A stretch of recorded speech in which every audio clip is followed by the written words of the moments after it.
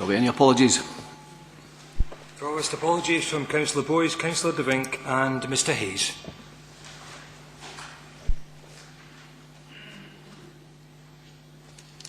The order of business. Provost, as is printed in the agenda, members will have received a tabled question to the Leader of the Council, which I believe is to be ruled a matter of urgency by yourself. Can I also draw a member's attention to the additional papers which were circulated with the agenda relating to the Police and Fire Rescue Service. It was incorrectly titled up as being relative to item number 9. It is actually in fact item number 10. Thank you. Are there any declarations of interest? I guess independence. We were earlier. Provost, can I declare an interest in the written question to the Leader of the Council as I'm a member of the Dalkeith Festival Committee? Okay, thank you. Provost, I think it would be relevant just to note that nearly every member in here is a member of a Gala committee or Fundy committee or something like that, that this might have an effect on. It's maybe worth noting that all members will declare that non-pecuniary interest. Okay, thank you.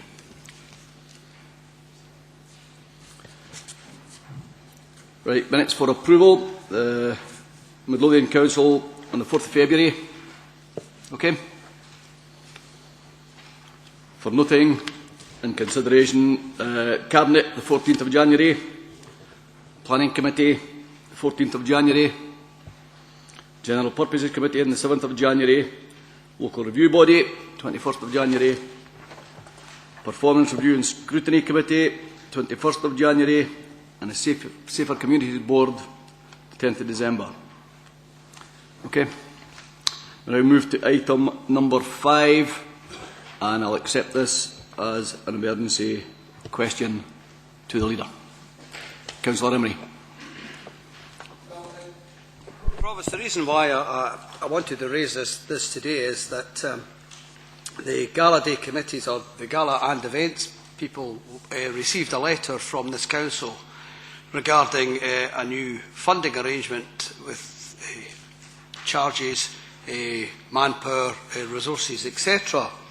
And on it, an email came in to me, as well as other elected members from different sources, and on it it said that we were circulated in that letter. Now I have to put it on record that the reason why the question's in the first place is because none of us had actually at that point in time received the letter.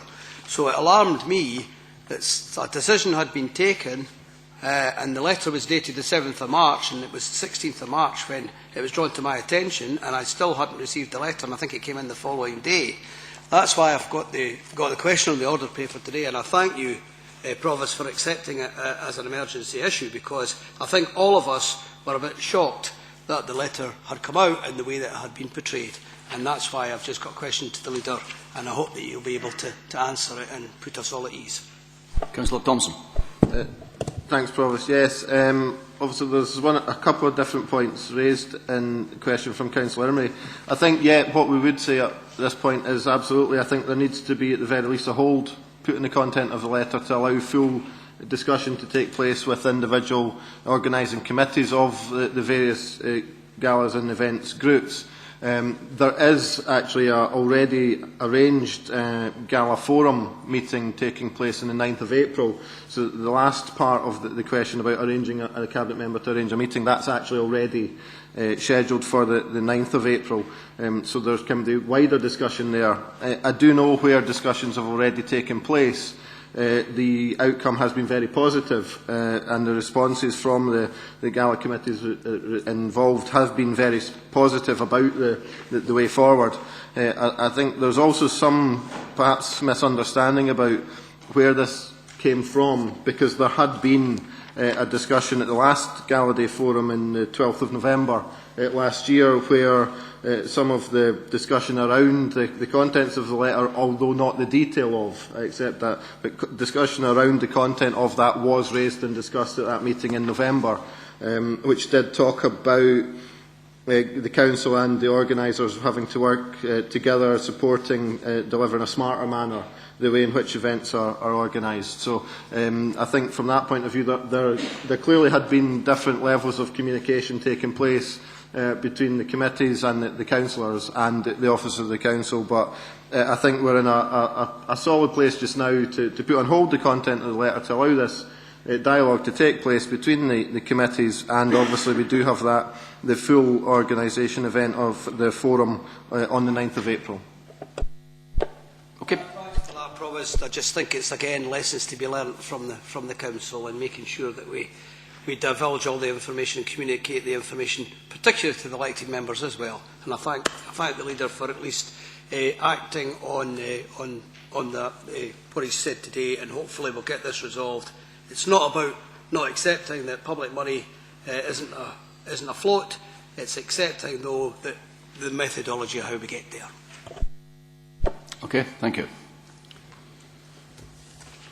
Move to item number 6, and this is a motion by me, seconded by Councillor Bennett. And this motion is to recognise the 30th anniversary of the miners' dispute and the hardships faced by the miners who fought for their families, their jobs, their dignity and their communities. In a programme on TV last week, Michael Heseltine, I think he's another lord, just by the way, confirmed what a lot of us either knew or suspected at the time, that the defeat of the miners had been years in the planning. And as he said, it didn't just happen. Councillor Bennett. Thanks, Joe. I'm glad you mentioned that, because it was quite clear for Heseltine. He actually stated, yes, he was asked, was it political? Yes, it was political. They had to be defeated. So this goes right back to probably when the miners and they brought down the Tory government in 1974. And they were going to make sure they never had it again. But I've spoken to a lot of people since, and they didn't think the cuts to the coal industry that happened would have been as drastic as what they were. We now know that Thatcher was a liar. She lied to the Cabinet, and she lied to the Parliament, and she lied to the British people by saying that there was the 75 pits or something to close, when they knew quite well they were. If you just take this area, just on this area, there was 5,000 people employed in Midlothian, and that's between Bilson, Monkton Hall, the workshops, and you also, I didn't know anyone who was employed at Green Park at the area offices. And they used to say the pits were uneconomical. And it wasn't that 2 or 3 years before it that Monkton Hall, and I was there at the time, they actually broke the European production record. The pits weren't uneconomical. They were made to be uneconomical. And I can just say since then, I think there's been a first-class job being done at Bilson Glen by creating jobs, which was done just because the council owned the land. And if you take the difference at Monkton Hall, where it's in private hands, it's still lying the way it was 30 years ago. Take my area in Dander Hall at that time, and Dander Hall, didn't forget, was built to house incoming miners for Monkton Hall. There was 2,000 jobs at the pit. There was a steel and iron foundry. There was 400 jobs there. Now there's none. And I think we're lucky to a certain extent, but because we stayed on the perimeters of the city, there was jobs there. But if you take some of the mining communities, and especially in Ayrshire, where there was nothing, when the pits went, everyone went. So, and we now get to the position we're in now, that Longarret Power Station, which is the only coal-fired production station in Scotland, but it's the second biggest in Britain, there's no Scottish coal. It's all the coal that's getting burnt in Longarret comes from Siberia. Now, with the problems with Russia and the Ukraine and the West, I don't know how long that'll last. Maybe I'll have to go and look somewhere else. But it's foreign coal that's keeping the lights on. We're now in a position where we've passed a big open cast site, Joe, up at Rosewell, which is 1 million tonne. And that was what Monkton Hall used to produce a year. When it opened in 1964, it was a lifetime of 100 years. It shut in 85. So only 21 years, so it should never have shut. So I have great pleasure in second the motion. As the 30th anniversary of the strike, and there's a lot of events happening all over the UK. If you're into Facebook, there is a Facebook page called the 30th anniversary of the miners, right? And there's parties on everywhere. Thank you for seconding that. Councillor Russell. Thank you, Provost. On a personal note, as someone who was involved in the 84-85 strike, I was chair of the Dalkeith and Miners Women's Support Group, and I have no mining connections whatsoever, so I was kind of thrown, I must admit, into the deep end. And I think, as the motion says, we have to thank many, many people who helped out our families during that terrible and difficult time for lots of us. Lots of the local shopkeepers helped us out, and people who had no connection with mining at all would come along and bring, things like soap and toothpaste, things that you would think, well, they're luxuries when you've not got a lot of money coming in. And it was a difficult time. And sadly, Midlothian still finds that, especially in the ex-mining communities, we are still there on the sort of register, if you like, for deprivation.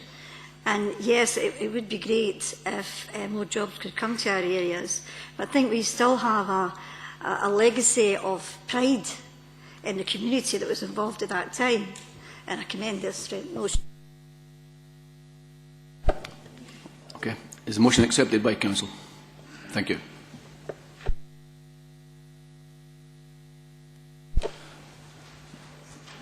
Item number 6B. A motion from Councillor Thompson. Thanks, Provost. Yes, the reasoning behind this motion is that over the last number of weeks even, there's been a series of notifications coming into the Council to inform us of shortlisting and finalist status and a number of awards ceremonies. I mean, the Lasswade High School Centre won a partnership award at the Scottish Property Awards, and I think it's certainly worth mentioning the contribution Councillor Milligan made to the process and the consultation and the build-up to what is now the fantastic centre at Lasswade. I'm not going to ignore that point. We had the Council had a runner-up at the UK Apprentice of the Year in the APSI Awards. Our property strategy is up shortlisted, the only Scottish Council, our property strategy at the Housing Awards next month, and our library service just more recently shortlisted as the only Scottish authority included in the UK Book Awards service ceremony. There's others that I know Councillor Constable are going to mention as well, and I think it is always nice when you see success being recognised in these ways, but it's also, I think, important to recognise the hard work that continues alongside this. I mean, the awards are all very nice, but there is so much more to it. I mean, I think I did want to draw some attention to the current behind-the-scenes work that isn't necessarily seen by the public of our team in the IT department. We've had a decision taken in the Cabinet Office that simply has to be implemented by this Council. It's resulted in a significant increased workload that wasn't programmed in. Now, the team down the stairs have to deal with us as elected members. They've got to deal with all of the thousands of members of staff the Council have, and they're just quietly getting on with it. So while it's great to see the recognition at national award ceremonies and to have these levels of awareness of the very good work that's been undertaken in this Council, I think I also wanted to draw attention to the fact that we need to see that this is far wider than simply awards that are given out and trophies that are handed out.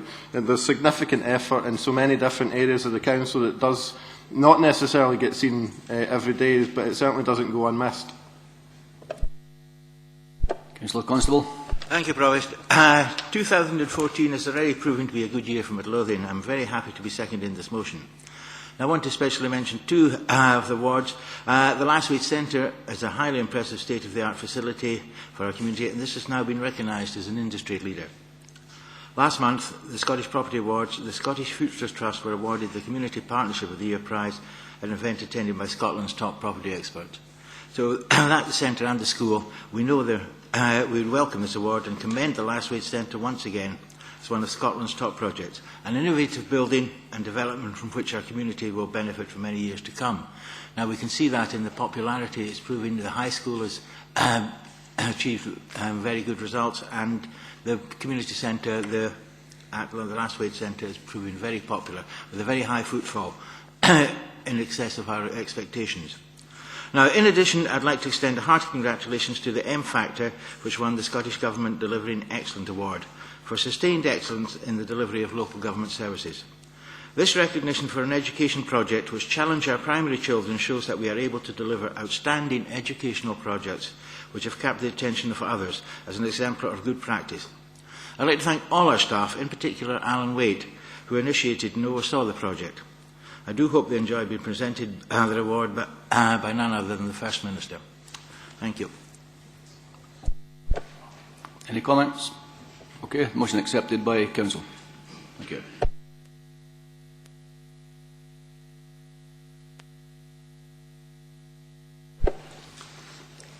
Item number 7, appointment of an elected member, Equality Champion.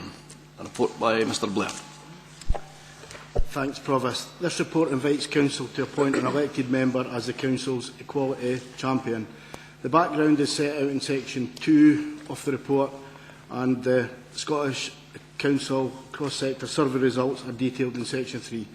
Therefore, today, Council is asked to consider the recommendations listed on page 12. Thanks, Provost. Thank you. Councillor Thompson. Thanks, Provost. Yes, this is clearly a very important role that we're looking to appoint in the Council. I know there's significant work already being undertaken in the equality fields, and certainly yourself and I more recently attended the LGBT History Week at the Mining Museum, which I think certainly for me it was an excellent night, raising awareness of equality issues, and I think a commendation has to be made to those who were involved in organising and pulling together that event, and hopefully that will be continuing as an annual feature. In moving yourself, Provost, I think it is a role that does require a profile within the Council, and I can think of none better than yourself, Provost, to take the civic head role to driving forward equality issues. So on that basis, I move Provost Joe Wallace to be the nominee for the Council's Equality Champion. Thank you. Councillor Constable. For the same reasons, I second. Is there any other nominations? Councillor Emery. Yeah, Provost, I'd like to nominate the name of Councillor Brian Pottinger, and I suppose, as Michael Caine used to say, not a lot of people know this. Brian was the first convener of the Equal Opportunities Committee in 1996 when Midlothian Council became a unitary authority. He established an Equal Opportunities Forum. He dealt with all aspects of equal opportunities. He was involved in writing the Council's Equal Opportunities Policy and amended that when legislation made certain changes, for example, the Stephen Lawrence inquiry about institutional racism. He was involved in the DDA, Disability Discrimination Act, and the mainstreaming of that, and the mainstreaming of the EU policy as well. Now, Brian served in a number of the many outside bodies that are involved in equalities issues, in particular LREC, where I delivered on the immigration issues, particularly the employment front, and was recognised by our Freeman of the Midlothian, Sir Geoffrey Palmer, for his equalities work when Jeff presented him with his signed book. Brian's got a very good relationship with the Midlothian Muslim community, amongst others, and he was also still involved in that when he took part in the march and rally, the UN Day against racism in March, in the march and rally in Glasgow. Provost, with those few remarks, I don't think that if we're looking for a champion, we can look far beyond Councillor Brian Pottinger, and I'm delighted to move his name today. A seconder? Second, Provost. Okay. Councillor Muirhead.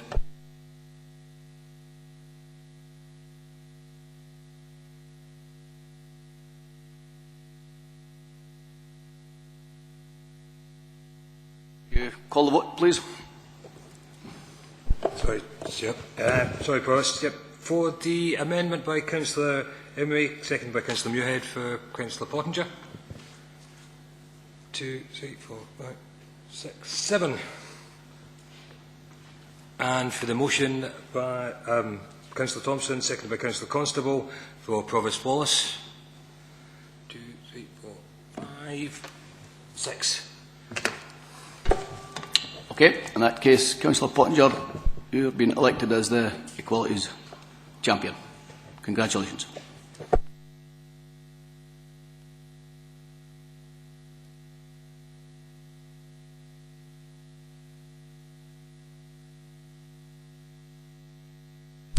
Item number 8 is appointments to committees and outside bodies and a Labour group representation. Yes, Provost, I've handed in to the Administrator what I'm about to move, so it can be put into the minutes, subject, of course, to the Administration agreeing this. On the local review body, the 4 Labour members will be Bennett, Imrie, Milligan and Montgomery. For 3 of the outside bodies, I move the name of Councillor Margot Russell for Dalkeith Cab, Councillor Adam Montgomery for the Local Authorities Action for South Africa, and Councillor Adam Montgomery again for an additional place on the Midlothian Mine Workers Convalescent Home Trust. I hope that the Administration find that in order. Councillor Thompson. Yeah, I mean, before any other Labour members come in to second the proposal, probably just to make the comment that, it's whether procedurally we need to suspend standing orders on the appointment of Councillor Russell to Dalkeith CAB, which we're happy to accept. I think it was Councillor Wallace has offered to make that space available, but given that we only, I think, put that through 6 weeks ago, we probably need to suspend standing orders to allow that, which I would be proposing that we do. I'd just say the Action for South Africa, happy to accept a substitute role for Councillor Montgomery, and subject to agreement from the Miners' Convalescence Home, I think we would need to say no issue with that appointment either. So on that basis, if we need to suspend standing orders, could I move that we do so and to allow the Labour Group to make these appointments, which we are accepting? Okay. We have to accept suspension of standing order. Okay, thank you. Can we now have a seconder for Councillor Imrie?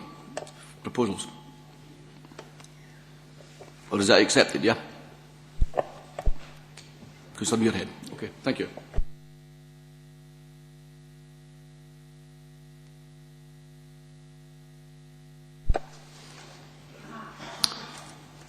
Item number 9.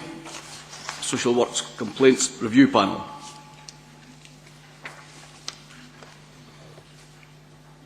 A report by Mr Blair. Thanks, Provost. This report invites Council to update the pool of elected members to serve on the Social Work Complaints Review Panel. And today, Provost, the recommendations is to appoint Councillor Rosette as detailed in the papers, and I put that to Council for consideration.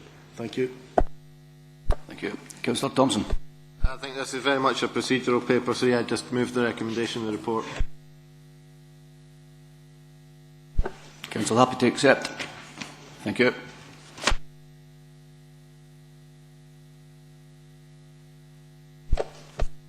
Item number 10, a report by the Chief Executive, Kenneth Laurie.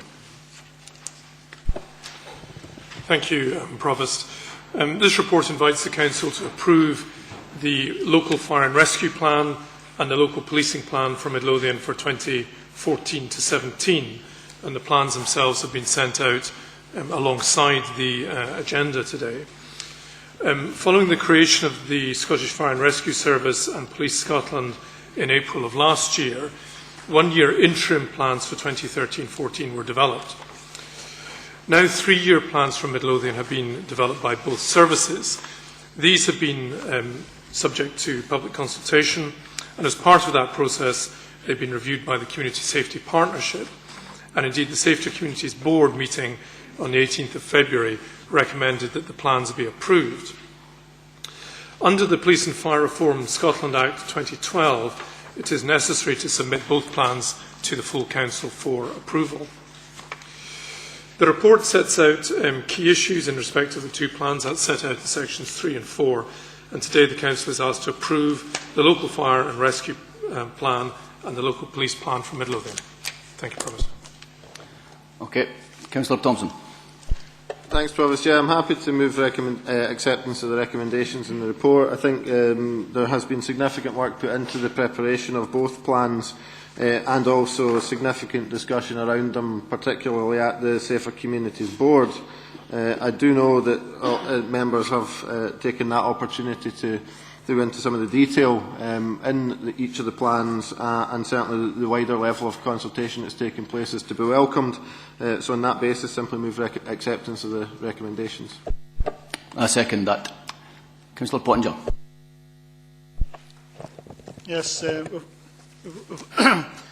we've also been consulted with on both plans, and we've had good feedback from the police and the fire, and very good debates and discussions within Midlothian on these plans.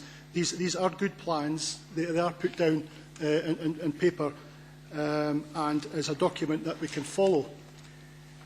But there's always a but. But you know, where was the debate on the important changes that has happened to community policing in Midlothian since this papers came out? Look at the minutes of the Safer Communities. It talks about on the minutes page on 1138 on the minutes page in the decision to note there has been no reduction in community policing resources. This is contrary to what the community has been telling me. The community has been telling me that the wards are only now having one dedicated community police officer per ward. This has caused a lot of debate and discussion with the Federation of Community Councils and the community councils that I think many members will be aware of, because it's been in the press since these imposed changes came in. You know, there was never consulted on these changes. These changes have all happened since then, and indeed in February the imposed changes, and the officers themselves who I've spoken to got very little notice of the changed areas that they were going to attend to. Now, some of these geographical wards are quite big, and the ones that are affected here is the Dalkeith ward, is the Midlothian East ward in the Mayfield Pathhead area, and also my own ward in the Newton Grange, Gorebridge and all the surrounding villages. It's a very large geographical ward. To say there's been no reduction in the community policing resources is bad. You know, even if it was being considered to reduce it to one dedicated community police officer per ward, then we should have been allured to that in advance of it happening, and we should have been able to discuss that within these chambers, because it is a change.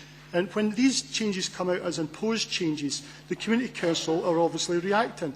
We've seen the letters in the advertiser, firstly from Michael Horgan in Mayfield, and subsequently from Ron Campbell in Newton Grange. And the Dalkeith area, the resources, we do not know what the resources are now for this new structure. One community police officer per ward. You know, it's no one size fits all, and I think these changes should be imposed. They should have been debated and discussed and properly consulted on in advance. A lot of good work has happened since this has happened, and Jim Ryan and the inspectors have taken on board to meet with the Community Council and the Federation of Community Councils.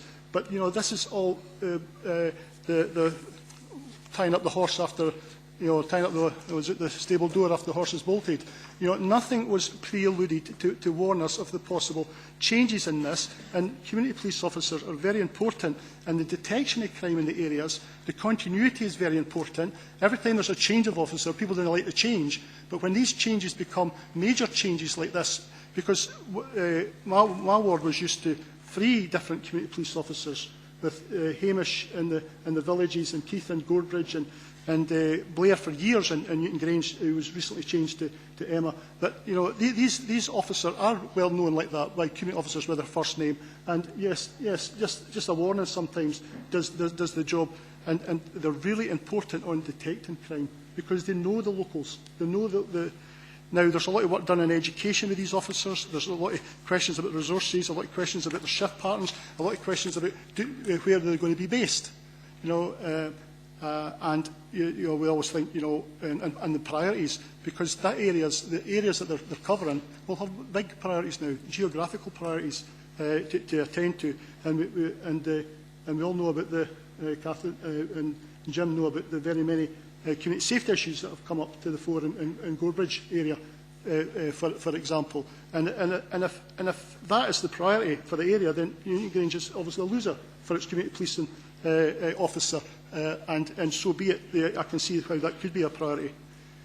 And we don't even know the transport arrangements or the shift patterns of these dedicated community police officers, because I'm hearing now stories about one van between two, and they will operate in pairs. Well, if there's only one dedicated community police officer per ward, that's splitting it even further.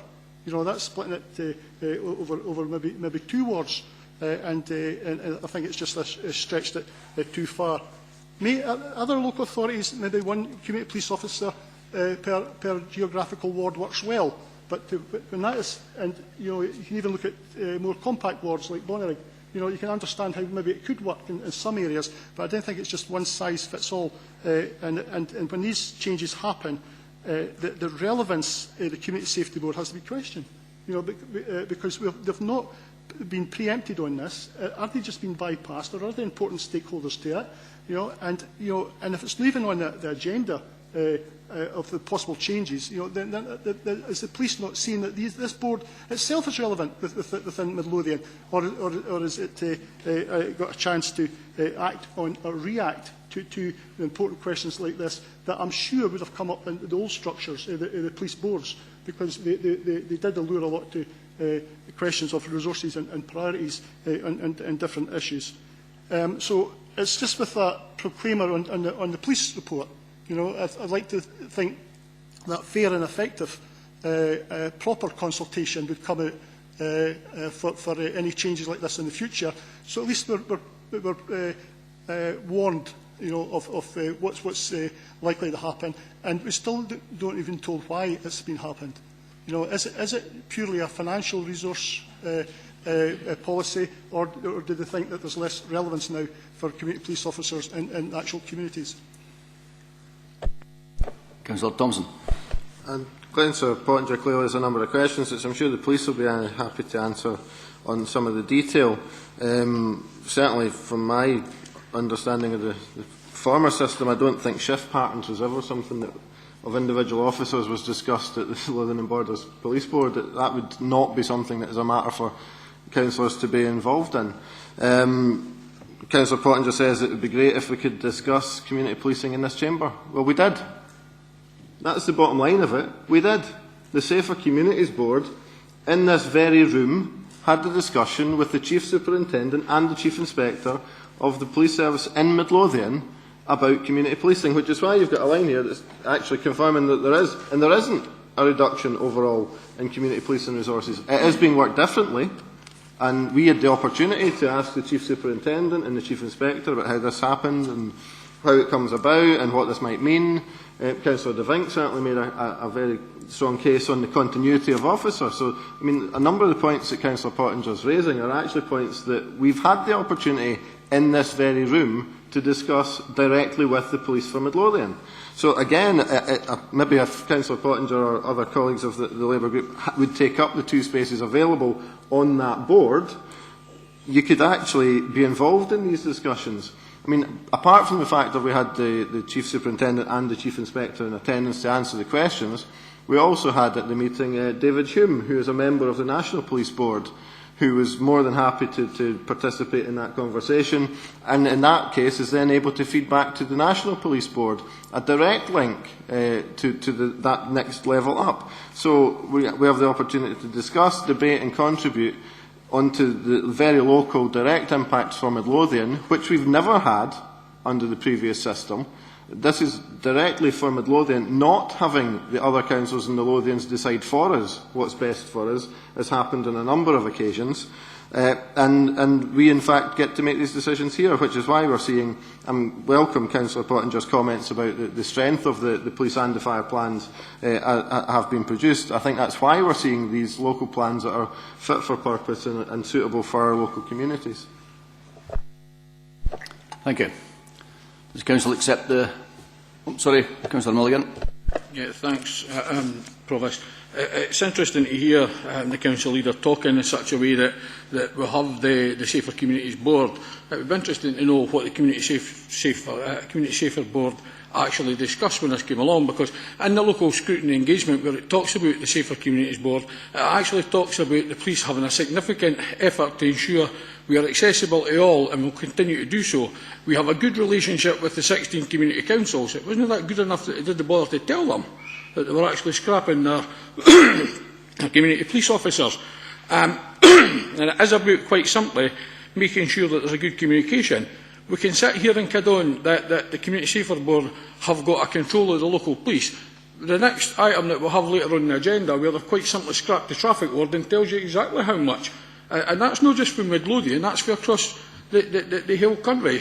Edinburgh Council, East Lothian Council and all that, all reacting to quite simply a decision very high up, and it's the biggest concern that we have had, is that a lot of local decision making will be lost here, and that's exactly what's happening when they in the centralised areas decide that they're going to stop doing something or stop delivering the service. The council's going to be left to pick up the tab for it, and we can see when it comes to traffic wardens, that's exactly what's going to happen. Okay, any other views? Could we accept the recommendations in the report? Thank you.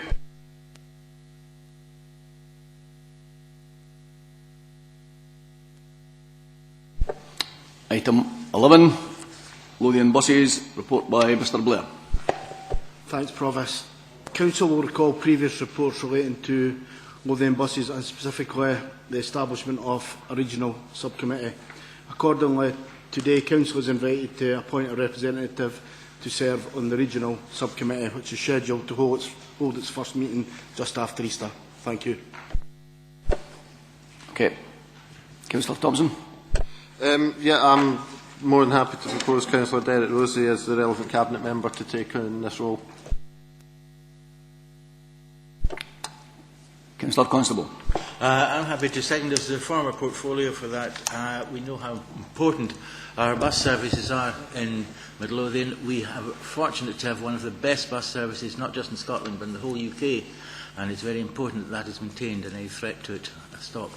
As I said, we are still fortunate in Midlothian to have such an excellent service from LRT. Are there any other appointments? Nominees? Okay. Councillor Rosey accepted. Thank you.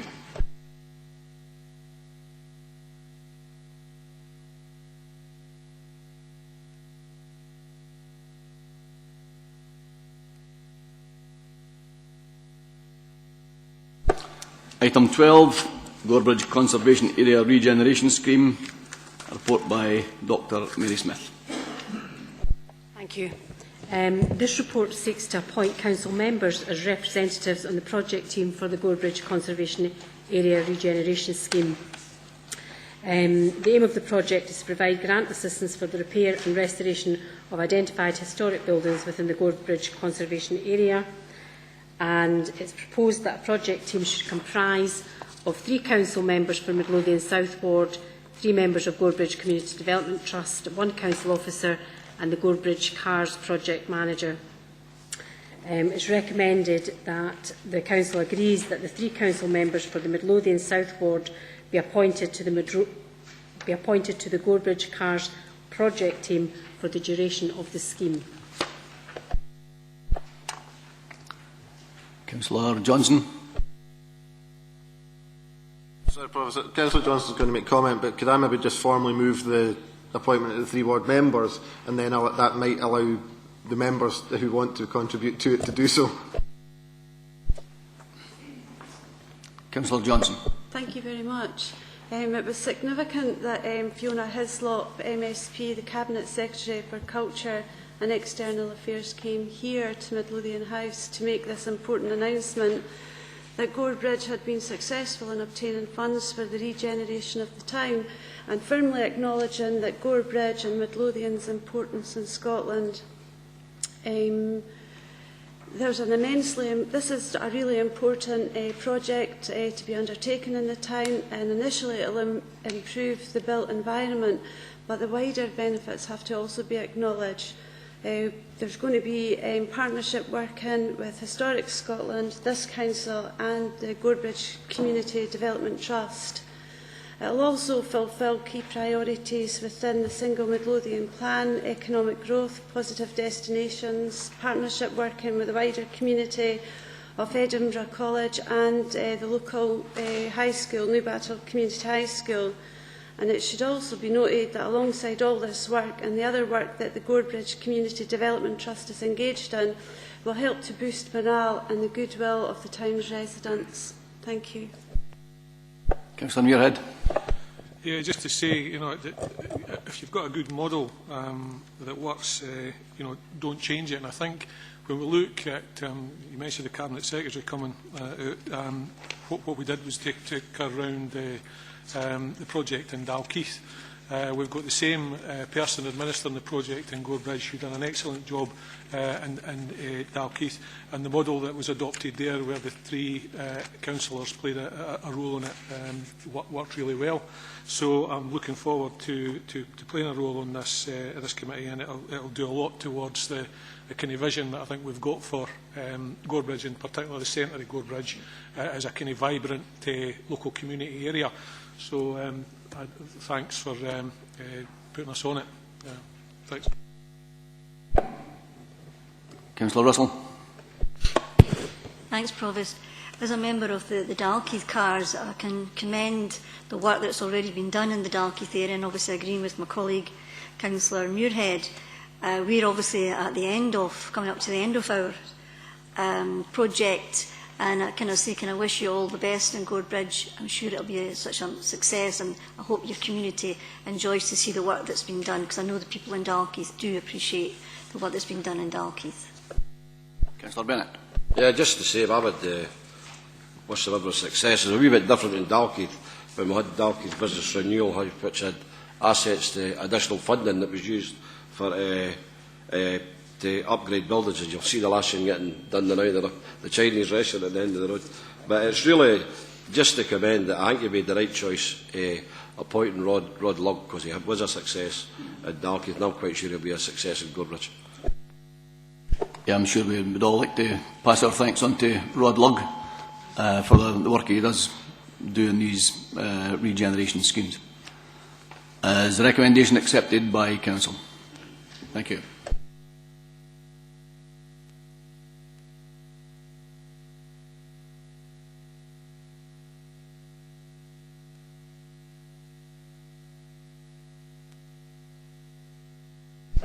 Item number 13, the Single Midlothian Plan 2014-15, a report by the Chief Executive, Kenneth Laurie.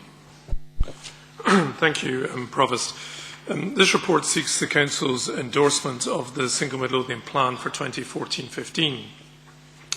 The Community Planning Partnership is required to submit a single outcome agreement each year to the Scottish Government. Members will recall decisions previously taken to bring together the community plan together with the single outcome agreement into one document, and further to that, that the Council then agreed to adopt the resulting document as its strategic plan, replacing the separate corporate strategy. The purpose of this was to reduce bureaucracy and make the community and corporate planning process more efficient and less complicated. The background to the report sets out the role of the Community Planning Partnership, the need for an evidence-based approach in developing the Single Midlothian Plan, and the necessary commitment to creating or developing improved and demonstrable improvements in outcomes for people in Midlothian. And the process that's led to this is set out at the bottom of page 29 in your agenda. Under section 2.4, it sets out the commitment to the continuing commitment to the three priorities of economic growth and business support, positive destinations and early years. And 2.4 also refers to the audit of the Midlothian single plan undertaken by the Scottish Government's National Delivery Group for Community Planning during 2013. I think that review was very positive in terms of the quality of the evidence base that we have in Midlothian for determining the Single Midlothian Plan priorities. But it did also point out the need for a clearer focus on these key priorities, and particularly how they would be delivered in areas of relative disadvantage within Midlothian. 2.4 also sets out the previously agreed approaches in terms of early intervention, capacity building and co-production, and shifting where and how the public can access services. And then in 2.5, the issue of area targeting, which I mentioned in relation to the Scottish Government audit, is dealt with the focus being on Dalkeith Woodburn, Mayfield East Houses and Gore Bridge. The Single Midlothian Plan itself is appended to the report, and the recommendations in front of you today are to approve and endorse the Single Midlothian Plan for 2014-15. Note the revisions included in the plan in recognition of the audit of 2013, and also to receive regular updates on progress in the delivery of the Midlothian Single Plan. Thank you. Councillor Thompson. Thanks, Provost. Yeah, more than happy to move and endorse the recommendations, section 5.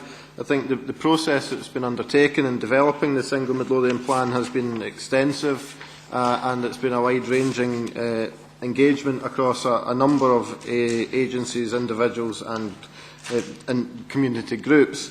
I think that the clear focus that the plan brings to us should result in a better outcome being delivered for the communities that we are here to represent. And certainly what came out of the audit process from last year was a very positive experience, albeit that there is the recommendation to have the slightly more focused approach. I think what we have in front of us helps us to do this, and certainly the Community Planning Partnership are very much focused on the delivery of the priorities that we're highlighting here, and we're already seeing the benefits of that focus in key areas. So as we continue, it's always going to be a moving feast. There's always going to be more we can do. There's always going to be changes that we need to take account of. But I think what we have here is a good place for us to be for a starting point as we sit today to help drive forward and continue to improve the communities we represent in Midlothian. Thank you. Any other comments? Okay, happy to accept the recommendations. Thank you.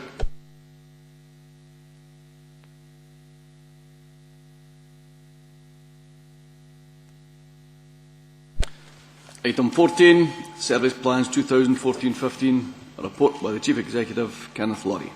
Thank you, Provost. This report seeks approval for the Council's service plans for 2014-15. On page 107 of your agenda, the background is set out and how the service plans relate to both the Single Midlothian Plan, which we've just discussed, and of course the Council transformation strategy.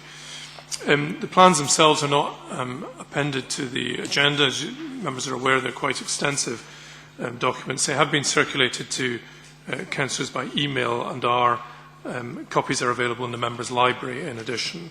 And today, the Council is asked to approve the service plans for 2014-15. Thank you. Councillor Thompson.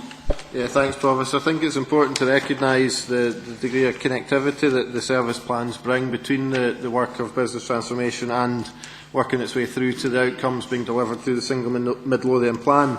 None of these elements stand alone, and it's important that they all talk to each other, because it's only by having that coordination that we can actually really drive the change that we need. So I would endorse the recommendations in the report to approve the service plans and simply leave it at that, Provost. Thank you. Any questions? Okay, thank you.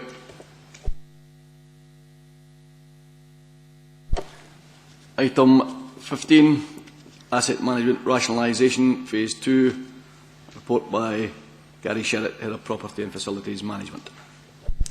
Thanks, Provost. This report's both an update on Phase 1 and also looking towards where we're going with Phase 2, the proposals for that, and that's set out in terms of a short, medium and long-term strategy. In terms of Phase 1 update, the Phase 1 EWIM programme targeted the refurbishment of Fairfield House and the closure of 2 buildings one in Loanhead and one in Iron Mills.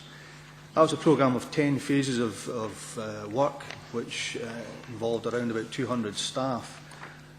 As we went through the works, we found there was significant additional works that had to be undertaken to achieve the outcome that we were looking for. Whilst they were kept within the scope of the budget that we had, obviously it created added complications. That's been taken on board and we're looking to implement into phase 2 and beyond. It did include a successful partnership that we created between 4 councils and SFT, Scottish Futures Trust, which resulted in us receiving around about £276,000 worth of grant funding for furniture and fit-out of Fairfield House. The other items where we had lessons learned were certainly in our archiving. I think everybody's been surprised about how much space that takes up, both within the buildings that we occupy and indeed the storage that we require thereafter. But by clearing it out, it just shows you how much space is available for staff workstations as opposed to boxes. Additional parking provisions has been touched on both in the phase 1 and indeed into phase 2. We're creating further some spaces within Dalkeith to accommodate staff moves into phase 2.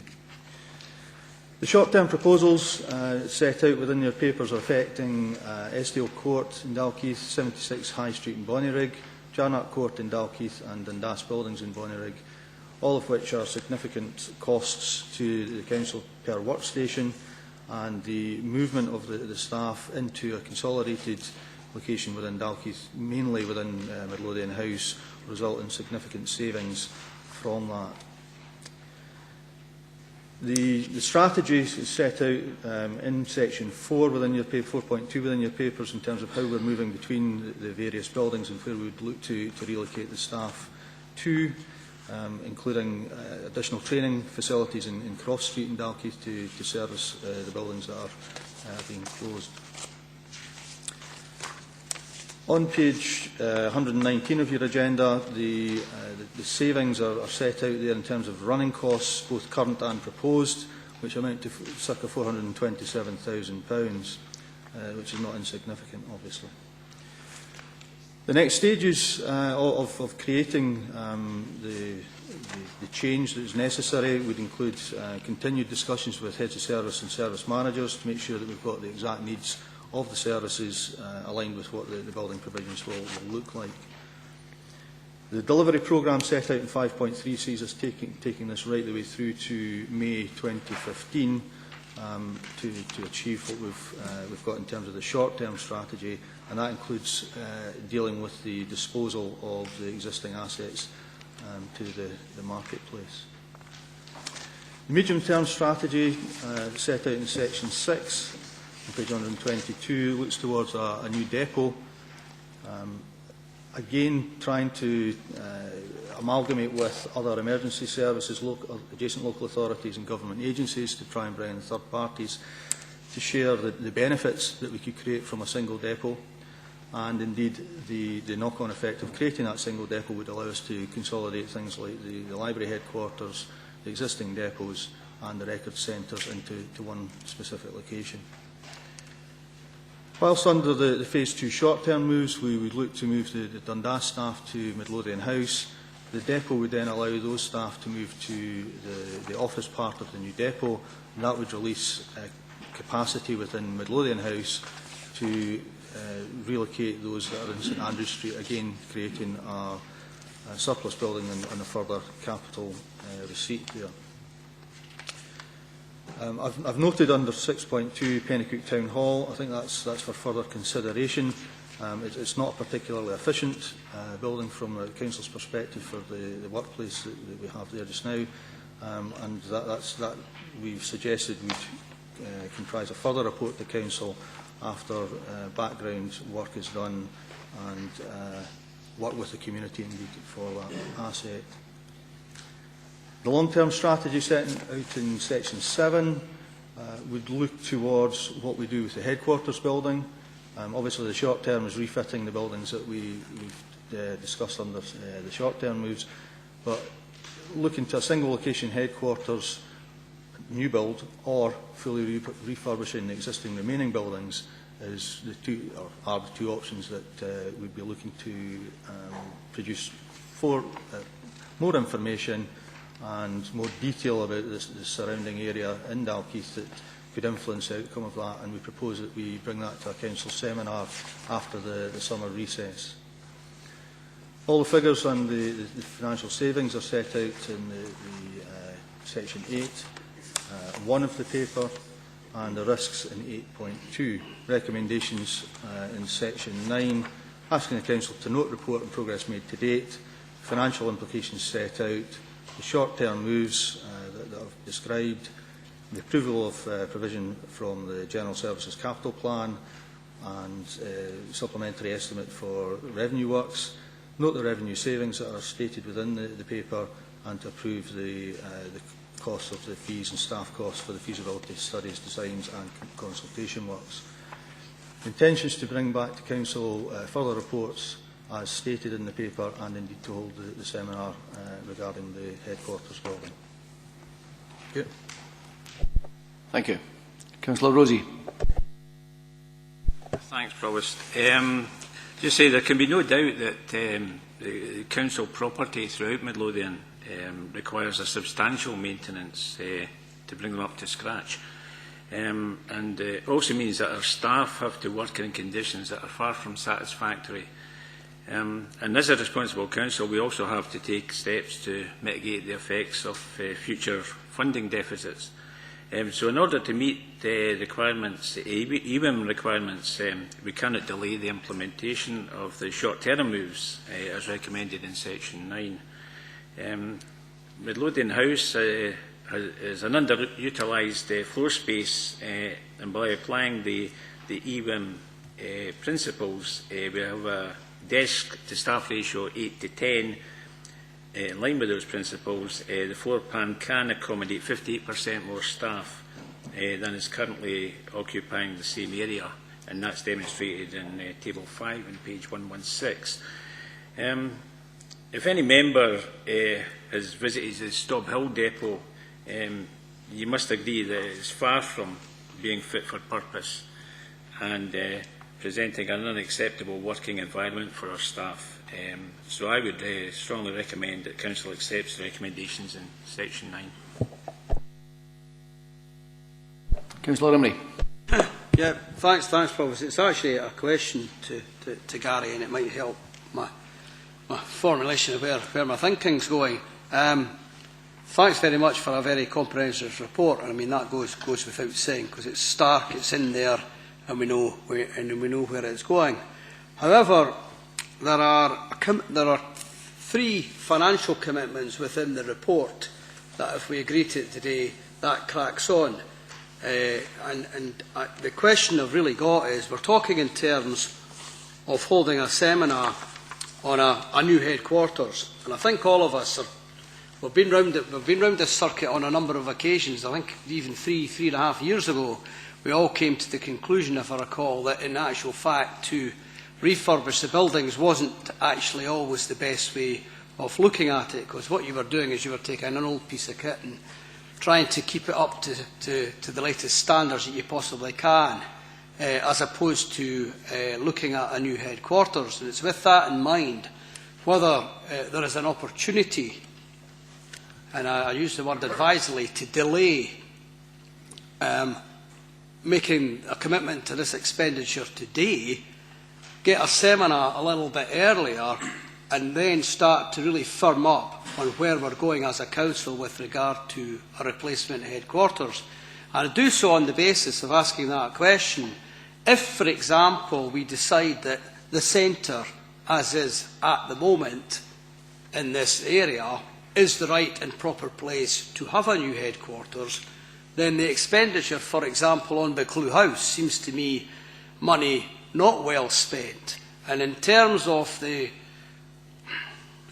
press coverage that the public sector gets, and I'm not talking about Midlothian Council, I'm talking about right across the piece, about spending money in upgrading properties for the workforce. And I don't detract anything that Councillor Rosie said about the workforce. They do have to have the right conditions to work in.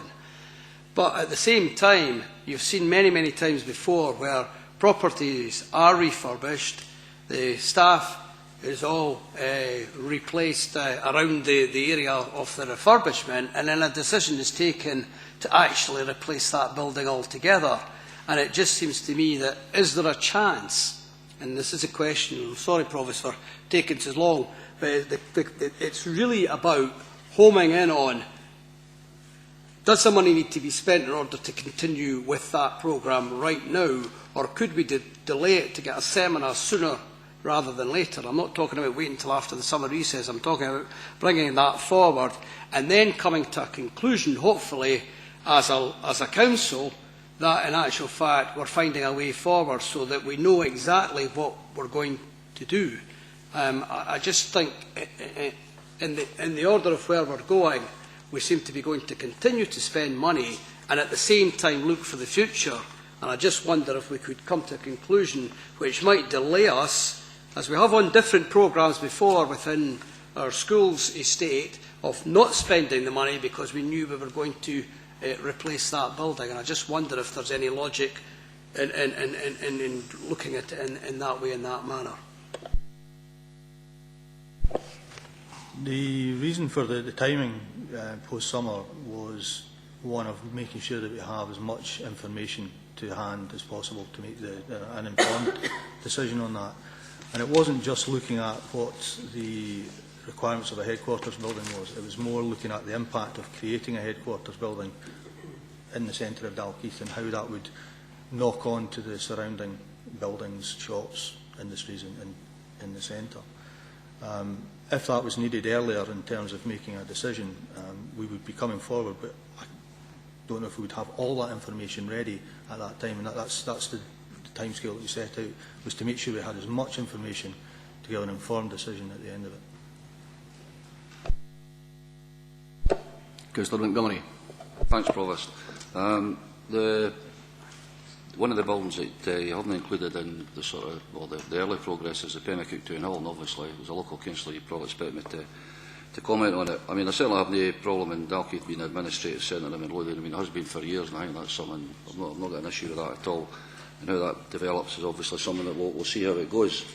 But, I mean, in terms of the Town Hall, I mean, I know it's not been sold because it's probably, there'll be a trust deed or something that doesn't let you do that, or it probably would be getting sold. Maybe see a Witherspoons or something in there, which would be the last thing the place would need. But, I mean, for me, the bids team have actually just kind of resurrected themselves. Councillor Rosie has been heavily involved in it. And the Town Hall is actually quite busy now. I mean, there's concerts, weddings, meetings actually held in the place, and it's actually really sort of new lease of life. I understand all the bit about the backlog of repairs and different things.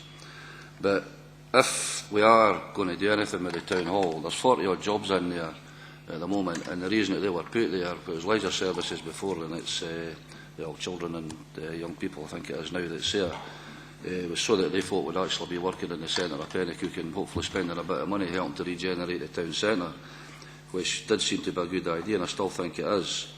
But if we are going to look at the community groups coming in here, we really need a solid business plan, because the last thing I'd want to see would be an iconic building like that going to racket and ruin.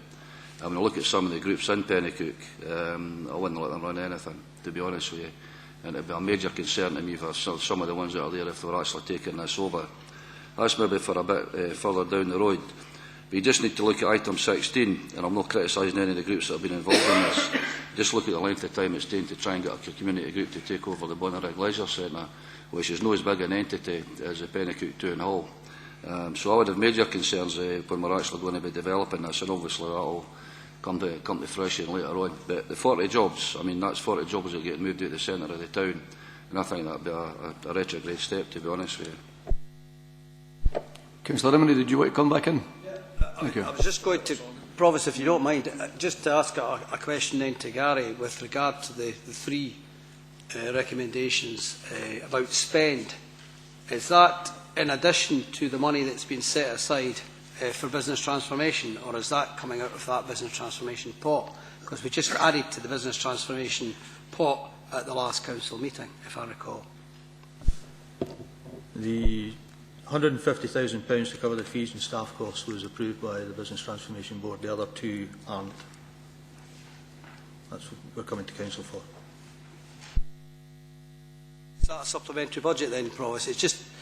It's not clear in the paperwork if it was supplementary or whether it came out of that business transformation pot. And if it's not coming out of the business transformation pot, I suppose the question isn't to you, it's actually to the Chief Executive, is why? And what determines whether it's business transformation or just normal business, which this isn't, because it's about effective working in Midlothian, which I thought was part of the business transformation. But, you know, if it's not really directed, I suppose it's actually directed to the Chief Executive of why that money's not coming out there then, if it's got to be spent, which you're saying it has to, because you're coming back with a seminar after the summer recess and not before.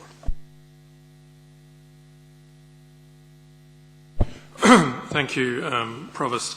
I mean, the report in front of you is seeking for approval, so it's actually money which would be approved by the Council as a result of this report, so not the Business Transformation Fund on this occasion. Provost, you know I'm going to come back. Thanks for that. Could you please explain then why we have a business transformation account and this, which to my mind is business transformation, isn't included in it? I mean, because I don't quite understand, because that means we're having to raid funds both on our capital and revenue in general services to actually carry out this work. And I thought the whole idea, well, the whole raison d'etre was about business transformation was to actually put money aside in order to carry out that kind of work. So it's a genuine question. It's nothing to do whether you sit on the business transformation or not. Get that one in before the council leader reminds me of that.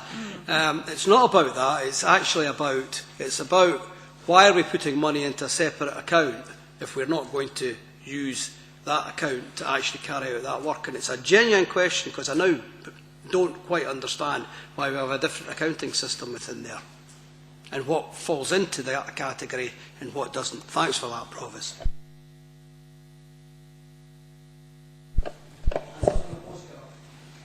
Thanks, Provost. The report sets out the three elements of funding required to deliver the Phase 2 programme. The £150,000, my understanding is that will cover the external fees such as planning, building control fees, etc., and direct staff costs associated with the capital projects. And I think it's a link across to the capital that has made, has helped us determine that it's better to fund it as part of that package rather than having it coming directly from the business transformation funds. Authority to spend and commit business transformation funds also sits with the Business Transformation Board as officers rather than council. I think also that the nature of these proposals and the significant impact across our office estate felt better to bring it to council for agreement to spend revenue resources and therefore retain the business transformation funds for other elements of the transformation programme. I don't know if that gives members a comprehensive enough answer. It doesn't in any way fill me with confidence, because as far as I'm concerned, and if it's operational, I don't want to get involved in it, and I accept that. But in policy terms, we actually set up a business transformation fund in order to move Midlothian forward. And it was part of a rationalisation programme, it was part of effective working in Midlothian. And what I can't get my head around, and I understand where you're coming from, but what I can't get my head around is if we keep on putting money into a business transformation fund, when is it out with that fund and when does it qualify? Because it just seems to me that it's all part of what we're trying to do as a local authority and moving the agenda forward, which to my mind covers business transformation. Now, if something's changed along the way, I've not picked up on that, but we actually topped up the fund, if I recall, at the last council meeting, and I just wonder what that money is sitting there for, because it's millions and millions of pounds we've put in there, what it's sitting there for, if it's not for the very report that's in front of us. And I ask that as a genuine question, because I genuinely don't understand it. And if somebody needs to take me aside and give me a one-to-one and take me through it about why it's not, to make me understand it, you know, I might have a lot of people would want to see that as well, because I genuinely do not understand that. Will somebody take Councillor Imrie aside, please? Councillor Thompson. I wouldn't necessarily suggest it needs to be a one-to-one, but there is a mechanism where Councillor Imrie could be welcome to come and ask all of the questions that he has. And we have the forum already established. There are 2 spaces that the Labour Group asked for on that forum, ready and waiting. There's a meeting in a couple of weeks' time, in fact. So please, Councillor Imrie, come along. We'll make sure that we get the date and time to you so that you can attend that. Because, come along to the Business Transformation Steering Group, ask your questions, get the answers and have the opportunity to have the discussion. I think it's sometimes business transformation badged as one thing. There's a number of streams within business transformation. I think it's important to recognise that. And the EWIM strategy, efficient work in Midlothian, is only one of a number of streams. So, I mean, I'm not going to be giving you the details on the whys, on wherefores. That would be something I would look to others to do. But certainly there are a number of streams of work within business transformation. But really, if there are very detailed questions such as you're asking, I think the place to ask them, I would suggest, is you come to Business Transformation Steering Group where the spaces are available. Provost, I was also keen to pick up, I think Councillor Montgomery is absolutely right. I think he's highlighting the need for the time to get the information that's required to make sure that we can make the proper decisions, appropriate decisions. I think we need to be sure of the impact of any move on the wider area as well as on the very specific buildings themselves. So I think certainly I'd very much support and endorse the comments Adam's making about having that information, but that then comes back to Councillor Imrie's point about can the seminar be any sooner.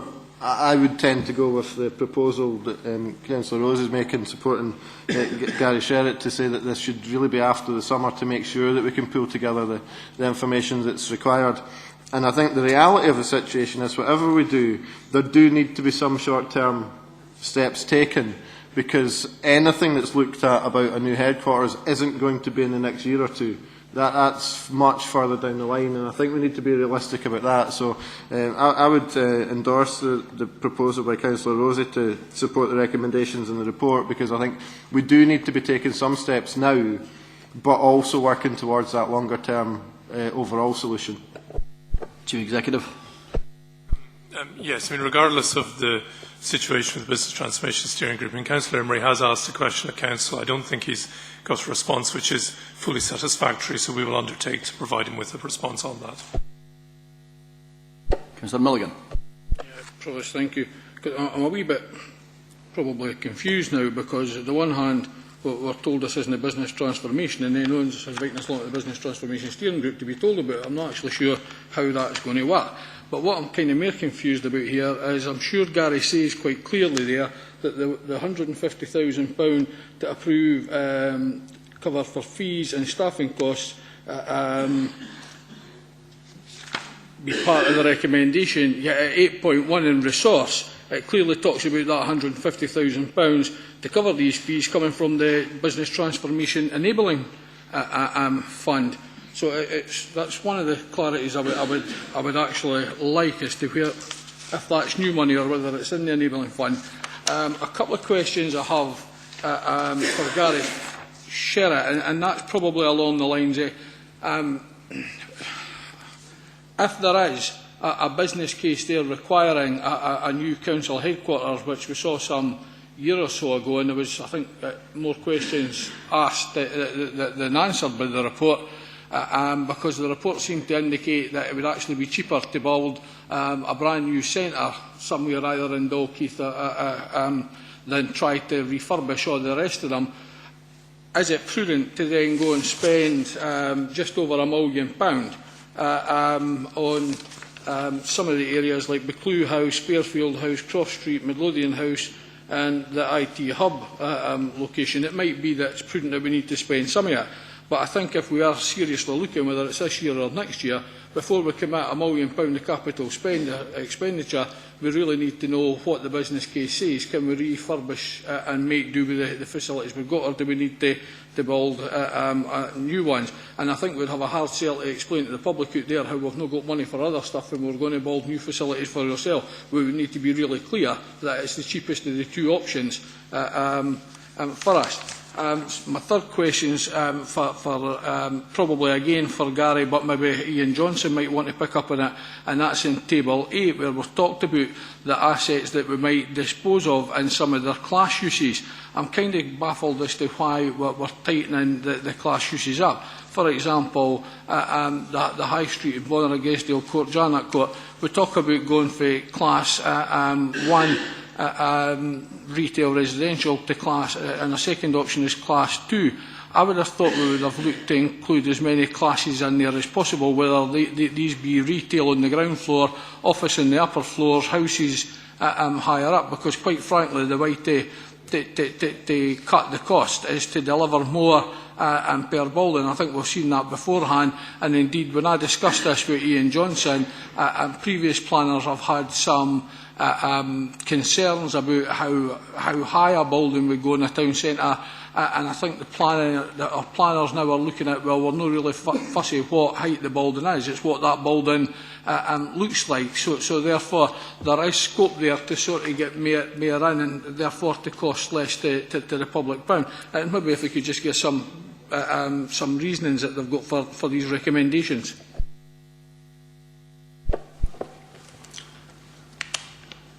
Right, so the first thing you wanted clarity on was the approval of the £150,000.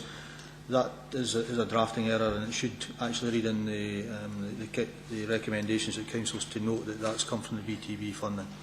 So that hopefully clarifies that. The HQ business case that was put forward previously, we looked at long term, and it wasn't just the next 5 years, it was I think up to 25 years. And the case that was set out in a document back maybe a year and a half ago. I think going forward we would look to brush that down and look at scoping a new headquarters in a wider sense and how that affects the area, not just the building performance as such.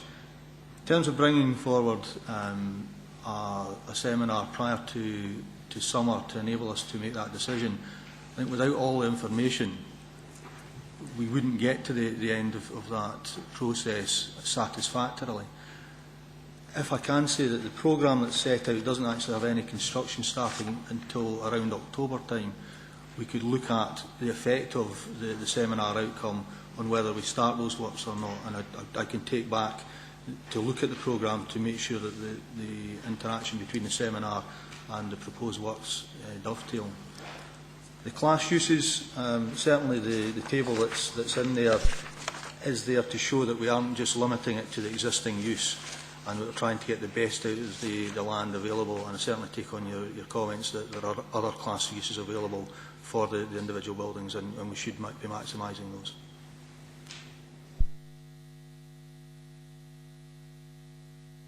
Provost, maybe just ask the follow-up question then. I'm not sure who to ask now. I think it's maybe Ian Johnson, and that. Are we doing scoping work as well to look like if we're going to replace buildings in Midlothian? Are we looking to try and see if we can attract any sort of further branch shops to the Dalkeith area? I know there was some work done some 10 years ago to speak to some of the branch shops like Next, Marks and Spencer's, Argos and stuff like that, to see if you are going to redevelop the area, to see if there's a way we can attract any of them to the town centre area, which of course has its own knock-on effect to regenerate the town centre. And it's just to ask if your economic development part of the council could actually do some scoping work to see, because back some years ago the answer we got back was, well, we've got Argos's and that at the fort, we've got some at Loneheed, so we probably wouldn't have come to Dalkeith. I believe there's some sort of sea change in the area for the way the developers are there, with the superstore along at the bus depot now, Morrison's, might actually see a change of thought for shops like that to to come to the Dalkeith area, so it would be handy if we could do some scoping work and sort of see if we can make inquiries to see if any of these kind of companies would be interested in if we were redeveloping the area. Probably just in short, we don't deal directly with particular retailers, but what we do is ensure that we've got, first of all, an approach which is open to seeking to have investment from major retailers in Midlothian town centres. In terms of disposals, then the estates team will have regular contact with retail agents and their colleagues. And on that basis, they may well have clients who want to take up the offer, and then we can offer, obviously, advice in terms of planning in relation to that. Just lost my thread for a minute. In terms of the Economic Development Service, we're coming on to in a minute the Economic Recovery Plan and the strategy for trying to attract inward investment.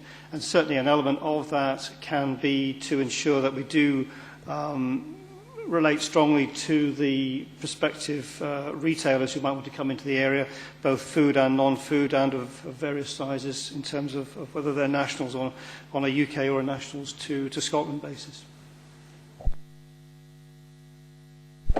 Okay. We accept the recommendation then. Thank you.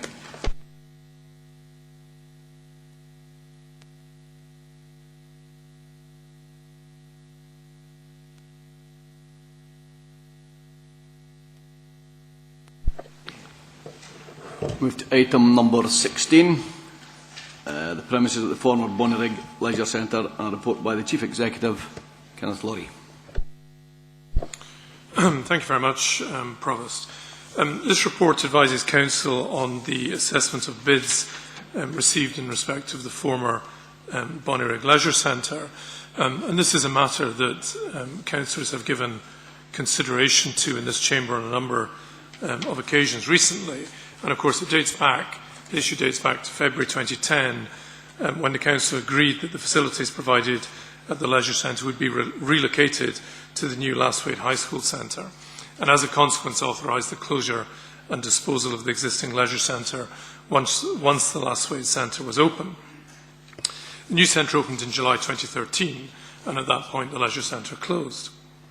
However, in response to expressions of local interest concerning the future of the premises, the Council advertised them to let by way of advertisement in September 2013, with a closing date which ultimately extended to the 6th of January this year. And there's been a number of update reports to members over the last 8 months or so, updating you on the process of advertising and disposal. In response to the Council's advert, 2 bids were received by the due deadline, one from the Bonnyrigg Centre Trust Limited and the other from Midlothian Fitness Academy. To ensure that a comprehensive, robust and consistent assessment should be undertaken, an assessment panel comprising 3 relevant council heads of service and a representative from the Community Planning Partnership was created, and the remit of the panel is set out at the bottom of page 135 of the agenda and the top of page 136. The assessment panel undertook its work entirely objectively and independently and delivered its report to me on the 12th of March. And a full copy of that report is appended to the Council report that members have in front of you today. Section 4 sets out the process that the panel went through. And I think it's important to emphasise, particularly with the increasing move, not least through Scottish Government legislation, towards community empowerment, it is important to emphasise that there should be opportunities for community groups to take over former council-run premises. It is also clearly essential that a number of key criteria are met for these ventures to be successful, and the criteria are clearly set out in the panel's report. There are a number of them, but essentially these come down to 2 primary elements. One is about the financial sustainability, and the other is about community benefit, and that is whether the bidder is genuinely providing something for the community that meets a gap in current provision. The panel concluded its work on the basis of these criteria, and the recommendations made by the panel are that neither of the bids be accepted. In terms of the report in front of you today, I have reflected the panel's recommendations fully in the Council report, both those relating to the bids submitted by the two respective parties, the consequent recommendation relating to demolition of the building, but also the gap in provision that was identified by the panel that specifically related to soft play provision in Bonnyrigg. And you'll note that the fifth recommendation relates to myself as Chief Executive writing to the two bidders to inform and explain the reasons for the decision of the Council. However, before moving to the recommendations, I think it's important to just cover off a couple of points. One is under the resource section in the report, whereby, again, just to make the point that the continuing to have the building in its current state is costing the Council £7,000 per month. And secondly, under the risk analysis, and specifically something we've discussed previously in the Chamber, which is about the interests of fields in trust in relation to this, that in terms of the bid that is a proposed commercial use, this might have specific risks for the Council in terms of the fields in trust and the requirements that they may then place upon us. It's perhaps also worth noting, and this is the final sentence in paragraph 5.2, that the Fields and Trusts Advisor would not raise objection to a demolition subject to the site reverting to its use as part of the wider public park. The details of the assessment are in the appendix. I don't propose to go through these in detail now, as members have attended, and most members have attended, a more detailed briefing on the two submissions. And if there are any more detailed questions, then Ian Johnson is here today, and he chaired the panel which assessed the two bids. Thank you. Councillor Thompson. Thanks, Provost. Yes, clearly there's been a significant amount of work put into the assessment of the two bids, and indeed a significant amount of work put in by the two bidders, and that can't go without being recognised. Obviously, we have now over a number of months looked at the proposals around the Bonnyrigg Leisure Centre, former Bonnyrigg Leisure Centre, and have in fact extended the time period for which consideration can be given already on at least two occasions. I think where we are now, the very detailed analysis that's been provided is welcome, because it certainly gives us as councillors plenty to go on in coming to a decision that we need to make. And I think it has to be said that, I mean, there are very clear differences between the two bids that came in, and the Chief Executive has highlighted one real potential flaw in the Fitness Academy bid coming up against Fields and Trust.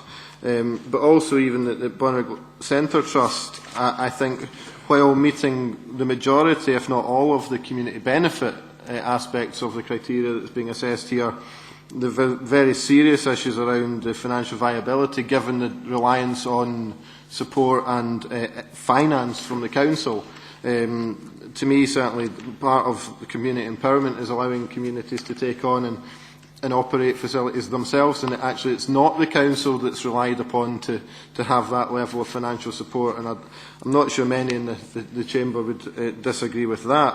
I think as a Council we've got a very good record on supporting community groups to take this course of action. We've seen great examples where measures are being moved forward in Gore Bridge. We've seen the Auchendinny Centre, the Cabin at Lonehead, the Ladywood Centre in Pennycook. There's a number of facilities which have been able to come forward with a sustainable business plan that hasn't been reliant on the Council to support.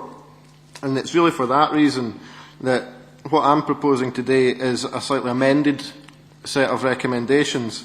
I think these have been circulated, and I would hope that at least most, I think all the councillors have, but most in the Chamber should have this amended recommendation, but that be that the Midlothian Council welcomes the report by assessment panel on the bids for the former Bonnerig Leisure Centre, accepts the recommendations of the assessment panel not to accept either the bid from the Bonnerig Centre Trust or Midlothian Fitness Academy, considers that in order to support recommendation 4, demolition of the former leisure centre be postponed to allow consideration be given to the use of all or part of the building, requests a report to the June meeting of Midlothian Council to present an outcome of these considerations and to instruct Chief Executive to write to each of the bidders to inform and explain the reasons for the decision.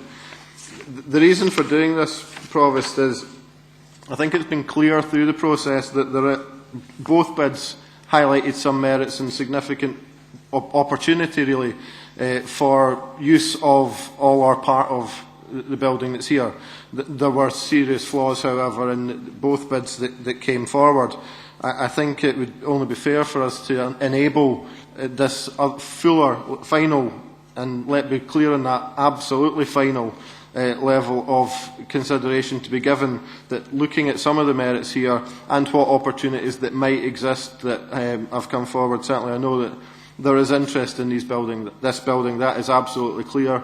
I think anything that did happen would require a similar process to we've had of an assessment by a panel using the same criteria, I would propose, and certainly if anyone was looking to come forward to look at that, it would really need to be in the next 3 or 4 weeks probably to enable that process to be completed by the time we come to the Council in June. But I move the amended recommendations as circulated. Councillor Mulligan. Thank you, Provost. Firstly, I think it's right to acknowledge the work of the community groups that have put together bids. This has been a long-running issue. It started off many years ago with the Bonnerig Development Trust, and well, latterly the Centre Development Trust then coming on board. We had initially set a timescale for last August for the Bonnerig Development Trust to come in, and then extended that timescale to allow what's now the Centre Development Trust to come on board.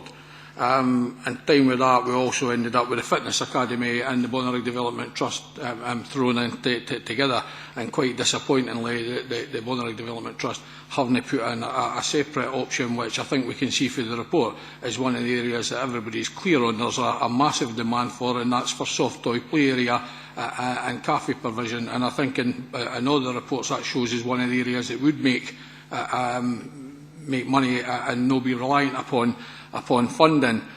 It's clear that there is weaknesses in both bids, and there's strength in both bids. But the reality is, I think the one thing that's coming across very clear is trying to use that whole build is going to be quite difficult and financially challenging to whoever or anybody that wants to take it. So I'm quite glad to hear on you saying either part or the whole building, and I think that then gives the existing bidders time to go away to look to see if they want to reflect on what their bids are, and it also gives anybody else who might consider looking at the building a chance to come forward with plans for a lesser reduced one. I see in some of the emails I received yesterday some suggestion for people that the back hall in that might still be feasible to use the newer part of the building, which was the original scope, and I think it's something that we should explore. It's really, I've got to be honest, I had hoped that we'd be sitting here with clear recommendations today to actually either move ahead and use this or to knock it down. But the reality is that there is a reasonable demand there for the soft toy play facilities, the cafe, maybe a meeting hall, stuff like that. And there might be some scope, and we'll see in 3 months. I met with the Centre Development Trust lead players, and they sort of talked about 3 to 4 months maybe to be able to put stuff together. I spoke on the phone to the chair of the Bonnerig Development Trust. I think they're quite deflated, but hopefully they'll review what they have looked at as well. And as I say to you, there are other groups who have been asking questions in the meantime whether there could be the possibility for them to take over that building. And again, since they're aware of the recommendations have came forward yet again, so it would be helpful for them to get there. I think it's reasonable to say that the Labour group are glad to hear us saying that we are going to give this additional 3 months for people to come forward, or for the groups to bring forward either or to update their bids or to renew their bids. So I would welcome that, and hopefully at the end of this, as the Council Leader has said, we will come to a conclusion, and I think it really needs to be a final conclusion come to June. Thank you. Councillor Constable. Thank you, Provost. And just referring to the remarks from Councillor Thompson and Councillor Milligan, yes, I too agree with Councillor Milligan. I'm disappointed that we have to carry on with it, but I recognise the full reasons for it. Part of the reason I welcome the comment in line 5 of the use of all or part of the building. Those in Ballymake will know the building has not always been in this form that it is just now. Bits were added to it. I can't give you the precise dates, I should have checked that. And the fact is, as Councillor Milligan says, there could be a future for part of the building, the newer part, which lies at the back. Thank you. Councillor Baxter. Thank you, Provost. I have a couple of major concerns with the proposed amendment, and for that reason cannot support it, but I'll come to that in a minute. Going back to the original recommendations, I am happy to accept recommendation 2, that we do not accept the bid from Midlothian Fitness Academy for the reasons which are given in the paper. However, I would call into question the recommendation 1 for that on behalf of the Bonnyrigg Centre Trust. Having looked through the report, I see that it very strongly ticks the boxes of community involvement and consultation. I refer the Council to paragraph 5.7 on page 150, which says the proposal would certainly accord with the Council's priority of focus on early years, and there are employment and training opportunities to support the Council priority of positive destinations. And on page 152, at the beginning of 7.3, the bid by Bonnyrigg Centre Trust demonstrates a significant level of community consultation and a genuine attempt to seek to provide facilities which would be of direct benefit to the local community. However, the report does signal what appear to be significant concerns about funding, saying in 7.4 that without regular external funding the venture would inevitably fail. I'm not an expert, and I don't believe that the council officials who were involved in drawing up this report are experts, particularly as I've discovered from our meeting this morning that no formal analysis was undertaken on the social return on investment, even though analytical tools are now available for that, and I feel that that should certainly be a key part of such a report. However, I'm no expert, so I went to the Trust and asked them to ask for an independent analysis by an expert body, to commission one. Granted, it was only over a few days. We only had a week to do this. And not only did they do that, but they came back with 3 such reports or advice. And the results of that seem remarkably similar, so I have a great deal of confidence that what they're coming back with seems to be sound. One was from Martin Meteard, a Bonnyrigg resident, who's a cooperative business consultant who's been working with Whitmuir Farm and a number of other organisations. And he does express concern about some of the financials, but overall he says over a 3 to 5 year period the business plan would definitely seem to work and would provide a huge benefit to the local community. Another report which was commissioned, which was from Community Enterprise, they say that this is a robust and highly impressive, well thought out document, that's referring to the Bonnyrigg Centre Trust's business plan. They say that our assessment is that income assertions are reasonable on the whole. They refer specifically to staffing, which I know is one of the concerns within the Council's report, and they say that increasing staffing in Year 2 by £34,225, that's one full-time equivalent plus costs, would result in a deficit of only £8,349, which should be easily covered by grants and, if necessary, some efficiency savings. It also refers to, in general, on the... sorry, that's all from that one. On the other report, which was by Creetown Initiative Limited, they say that they remind us, as the Chief Executive did earlier, that community ownership and empowerment are at the heart of the Scottish Government's plans. They say that if the community are granted more time to develop the project, there is a wealth of available support through organisations such as the Development Trust Association Scotland, which would strengthen their case. Specifically on income, they summarise by saying, when they're looked at carefully and some logic and comparisons are attached, the figures start to make much more sense. So at first they were querying many of the income assessment estimates. But that's what they say, having looked at it more closely. And on expenditure, they say, in general, the expenditure predictions look sound. So I'm at a loss to understand why this Council report so heavily weighs on the financial concerns which are there, granted, but they're not insurmountable. So I would question very much the recommendation to reject the Bonnyrigg Centre Trust's proposal. Coming to the amendment which the Council leaders put forward, I have two problems with this. Firstly, that it contains the expression that it considers that in order to support recommendation 4, the demolition should be postponed. Now that gives a clear signal that soft play and only soft play is the provision which the Council feels responsible to help provide within this exercise, which means that that is all that will be focused on. The aspirations of the whole community, which are many, there are many uses for which that building, it has been suggested, could be used, will be ignored and will just be concentrating on soft play. That's my first, the first problem I have with that.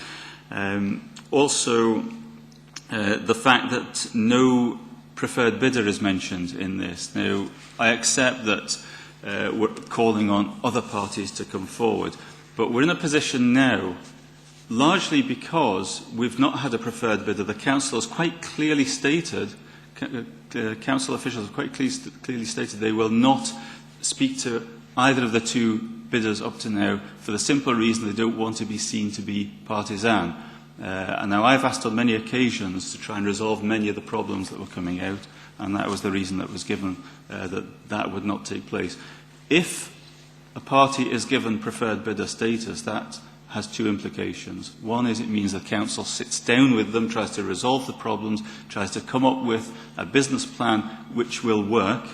And the second is that that preferred bidder can go to funders, which is another weakness that's been recognised in the Bonnyrigg Centre Trust plans, that organisation can go to funders and be given agreement in principle to provide grant funding, which up to now the Bonnyrigg Centre Trust have been told, because you're not preferred bidder, because you're pitching in with any number of people, we don't want to be looking at any number of applications. We'll look at one for a preferred bidder and give you a grant dependent on your bid being successful. But without preferred bidder status, my feeling is that in 3 months' time we'll be in exactly the same situation as we are now.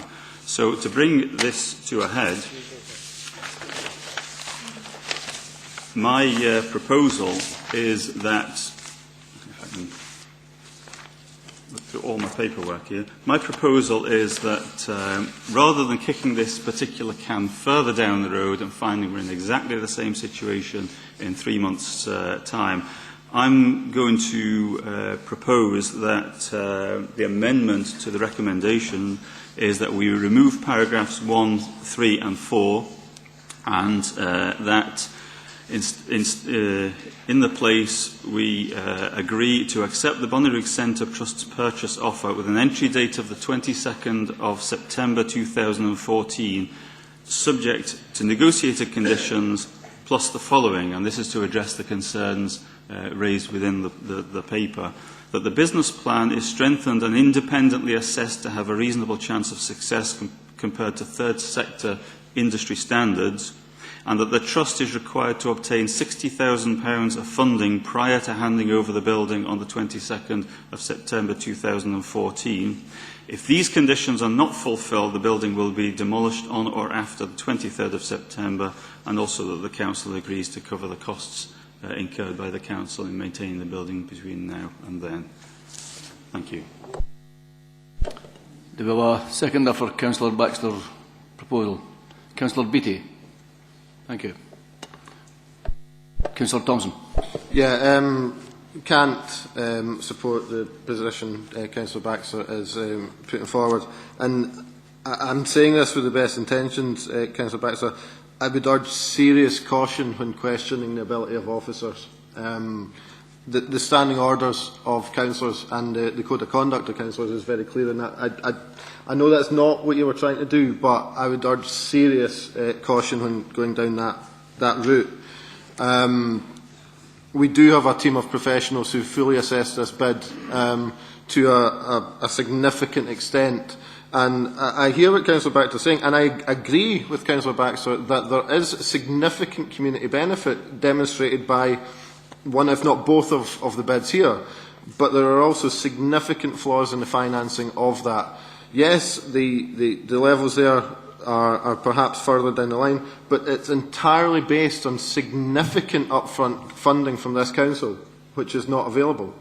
And how you can say a bid can be accepted without that being available, I can't understand. I think there's also, in questioning this morning, asked at what point had the groups had the opportunity to ask questions of the panel, and they did. That opportunity was there. Questions have been asked, and officers gave answers to the bidders. So to say that there was no opportunity to engage is not entirely it is slightly disingenuous to suggest that that's not been available. Equally, it's not clear, and there's no evidence that either of the bids made any approaches to seek grant funding at this point for funds like the sort of investing in ideas or growing community assets, the funds that help to support groups to develop bids that help to then come forward on a far more sound footing, which we've seen in so many of the other successful community ventures we've seen. I mean, section 5.5 in the report on page 150 makes it absolutely clear that, yes, while accepting and agreeing the points that Councillor Baxter is making in community benefit, in discussion the Trust made it clear the view was it wished to work in partnership with the Council. Well, the whole reason we're in this situation is because the Council has withdrawn from this facility. So, and also, I don't accept the fact that by saying that we, to support recommendation 4, rules out any other options. I think actually, given the debate we've just had on the asset management strategy about the fact that sometimes you need to keep options open to make a final decision further down the line, that's why that is. I mean, if we were to demolish the building and then discover actually that is something we wanted to do there, then why would we have taken it down when that might be the end result? So I think that the two are perfectly capable of working together.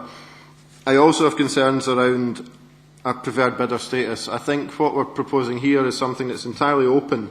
And Councillor Baxter, you used the word yourself that there's a number of demands from the community. If we simply backed a group to come forward as a preferred bidder, then I think essentially what could be seen there is that we're closing off the doors to anybody else in the community who might want to. And I think what we're trying to do here is to come forward in as open a way possible to encourage to meet the requests that we've all had from the emails to give more time for further consideration to be given to uses of this building. I would argue that the proposal on the table today enables that to happen in an absolutely open way that allows the full process and the full assessment to be carried out by our professionals. I'll emphasise that again, because I think that it's an entirely sensible way forward, and it allows us to move forward on this, to have a report back in June and to finally take a decision. Councillor Baxter. Thank you, Provost. If I implied at all that our officials were not doing their job, then I apologise. It was certainly not the case. My point was that I felt that we should have taken expert advice from the third sector, who obviously have an awful lot more experience in this kind of situation than we have. I would just like to come back on something that, a couple of things that Councillor Thompson said. Firstly, the opportunity to engage is not the same as actually engaging and sitting down and trying to resolve problems. I have no doubt at all that when council officials were asked questions, they gave answers, and they gave answers fairly and truthfully. There's no question about that. But not one stage did either, as far as I know, of the two parties, the bidders, were invited to sit down and try and resolve some of the questions that had arisen and work through them with the council. And that's the kind of engagement which I was referring to. And secondly, just to clarify that having a preferred bidder status does not preclude other bidders from coming in, and perhaps having the councillors could agree to select somebody else. But what it does mean is that if you have preferred bidder status, you can go out and get offers of funding in principle, which you cannot if you don't have a preferred bidder in place. Before we move on to any votes, can I ask that we have a roll call vote on any votes that are taken under this item? Okay. Councillor Milligan. Yeah, Provost, I'm somewhat disappointed that we're not going to move forward here together.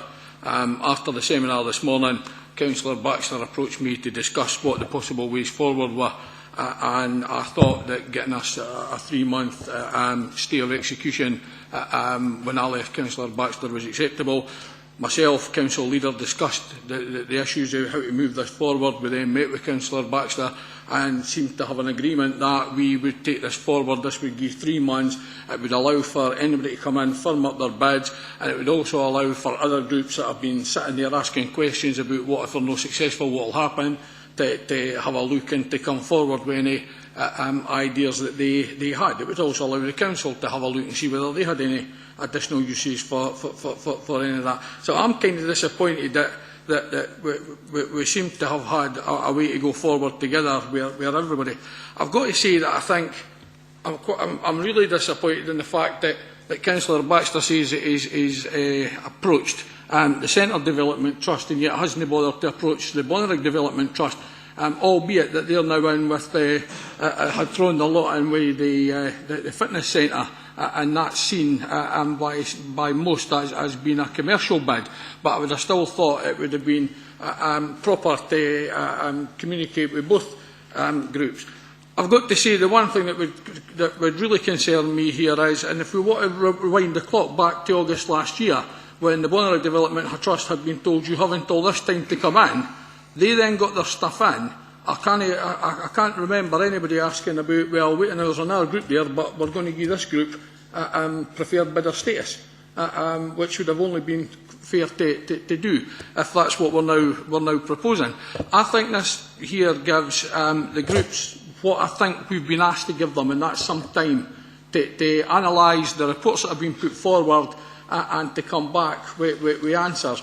I accept everything Ian's saying on the fact that he or the groups went away and asked a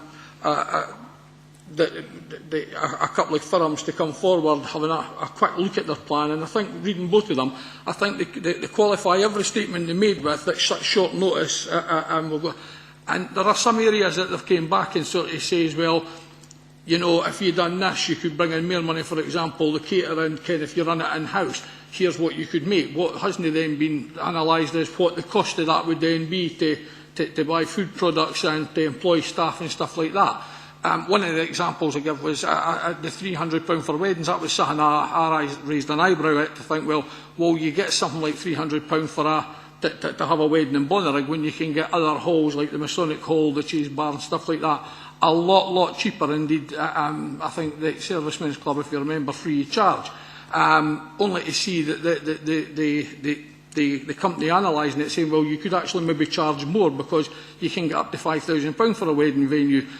You could actually charge £2,000. Well, yeah, you could. I don't think you get an awful lot of takers unless you're at Dalhousie Court. And even if you did, you would then need to put in a service which you would like to see what the cost of that would be. I actually think this gives us what we've been asked to give, and that gives us 3 months, for want of a better word, stay execution, to allow for groups to solid up, to come back and answer, and to speak to officers as to how they've come to the conclusion. And I think I'm going to end on this, is that the panel members there, I think the heads of department we've got, if we can't trust 3 heads of department, along with a senior NHS manager, to come forward, having taken the best advice they've taken, to having run this past our economic development group, and that's the same group that analyse risk to us giving out loans to the most risky businesses that can't get bank loans. And this, a last day, if we can't accept that they've managed to get this correct, then we really are struggling. So I would suggest that what we have here, I think, is what most people have asked for. It's maybe not the be-all and end-all that some of the groups would like, but I think to close this off, I think would be blatant favouritism, and I would think would have a reaction for some of the other groups in the communities. Right, I'm going to...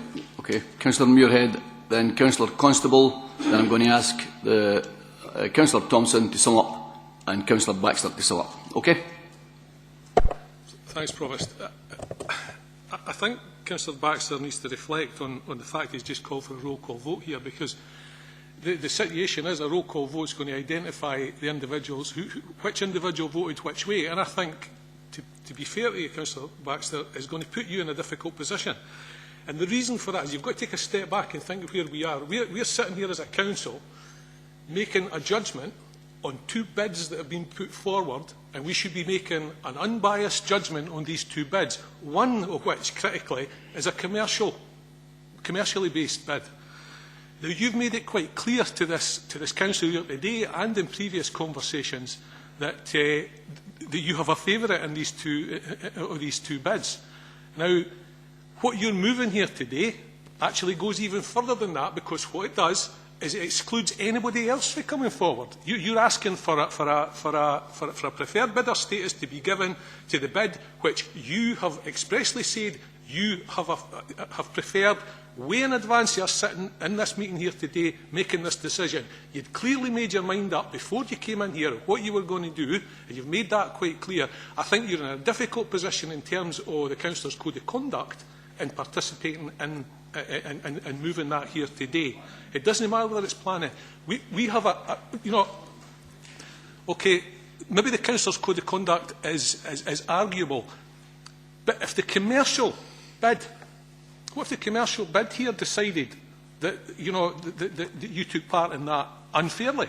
You're moving something here today that's excluding them and is moving your quite clear preferred bidder here. I just think it goes against all fairness and the kind of role that as councillors we should be taking here today. Councillor Constable.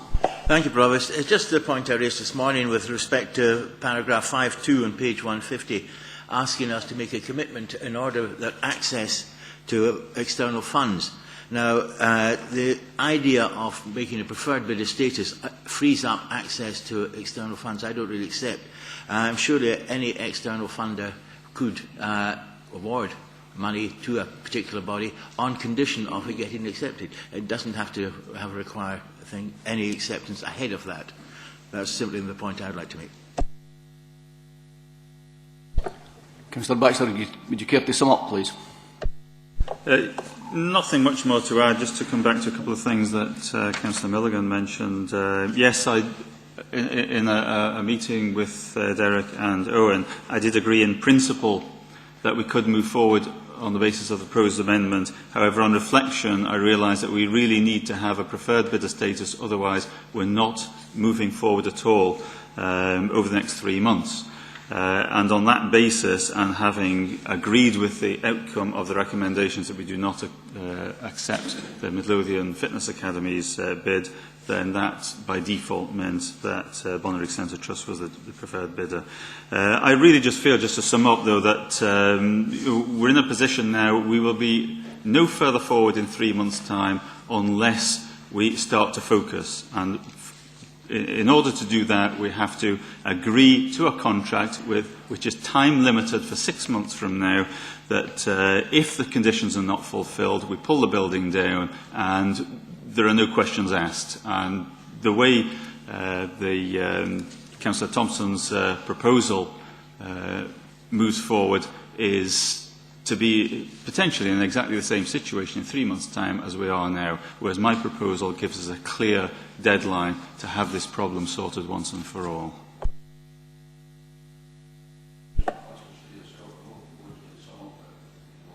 Okay, go on. You're proposing then, Councillor Baxter, I mean, at the moment, it's costing £70 a month to keep the building as it is. 70,000 a month, aye, so I thought I said that. So 3 months would be 210,000, and to take it to September would, is it 7,000 a month? Sorry, right. Okay, right. I was just want a clarification that I picked up. Okay, would you care to sum up, Councillor Thompson? Yeah, I think obviously we've had a good go at this item, and I mean obviously there's strong feelings about this. I think Councillor Baxter isn't convinced that we'll get any finality through the proposal that I'm making here. Well, I think it gives us exactly that, that we have an end date in June with the opportunity for other options to come forward, but that we have an absolute, that is it. I'd like to take the opportunity at the moment also to highlight, I mean, I think some of us may have seen some of the correspondence coming in about potential, if this comes down, houses going up and all that sort of stuff. I think it's important that we highlight that cannot happen. We have to be absolutely clear in that. As the Chief Executive indicates, the Fields and Trust have a strong interest in the land here, so I think we have to be clear with people that there is clearly some misinformation out there about the potential uses on the site, so that is an option that cannot ever be undertaken because of the interests of Field and Trust. And I was keen that we make that point. I think the proposal I'm making here, I think, to my mind, is clear. It gives us a way forward. It enables that extra time that the community has been asking for, and it leaves the door open for us to consider a wide range of options for the potential uses of the site. If we can't come to, and when we come back in June, we'll have a final report stating one way or other what we're going to do with the site here, and then we can move forward. Yes, it's another £21,000, but I think it's worth it to give this extra effort. I think we've seen the potential merits that are coming through some of the bids here, that there's the glimmer there, the opportunity for us to take that, but the 6 months, which would then be 42,000, it's a step too far. I think June we can decide this and we can move forward. Okay, Chief Constable.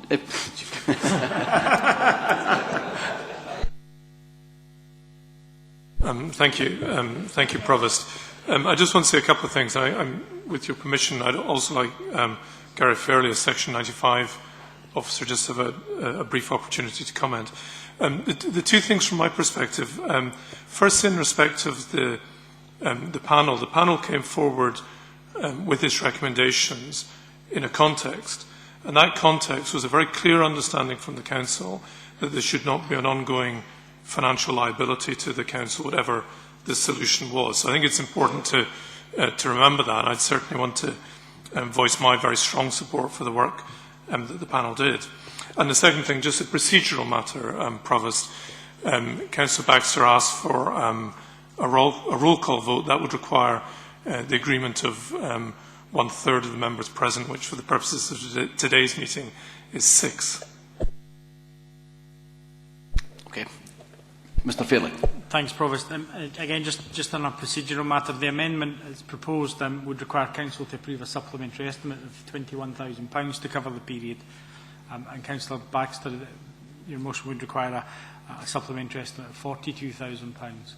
And that's on top of the costs that we've incurred from July, when the centre was closed, to date, to maintain it mothballed. Okay, could we, Councillor Baxter has moved that we have a roll call vote. It requires 6 votes of the members present. Can we have a show of hands for a roll call vote, please? 1, 2, 3, 4, 5, 6, 7, 8, 9. Okay, we're going to have a roll call vote. And the proposal from Councillor Baxter will be taken first. that we nominate a preferred bidder, and we keep it open at the Council's expense till September 22nd, 2014. Is that correct? Okay. Those in favour?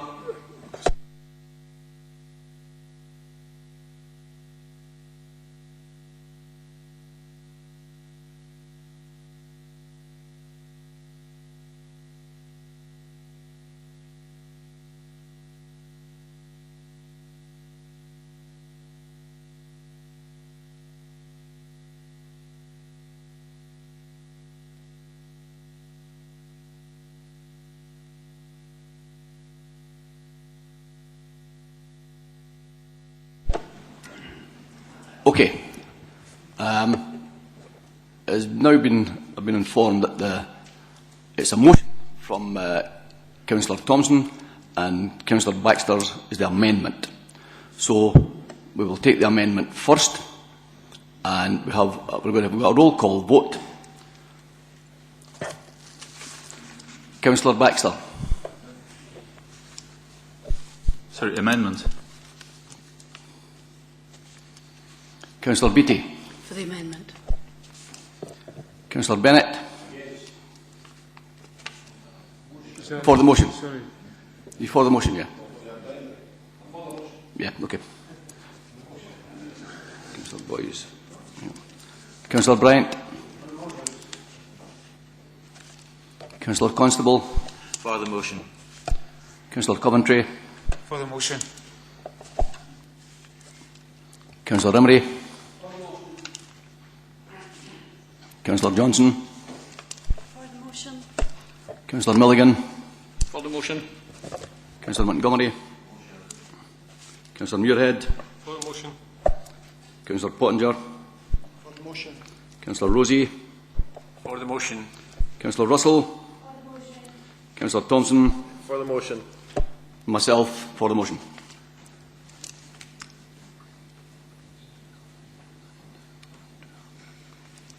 There are 14 for the motion and 2 for the amendment.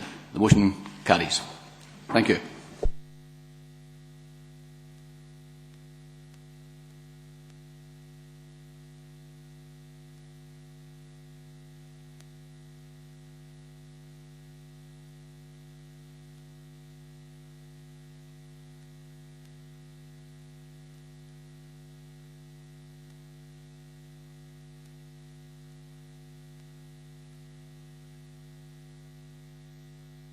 We now move to item number 17, the Strategic Development Plan for South East Scotland, and a report by Dr. Mary Smith.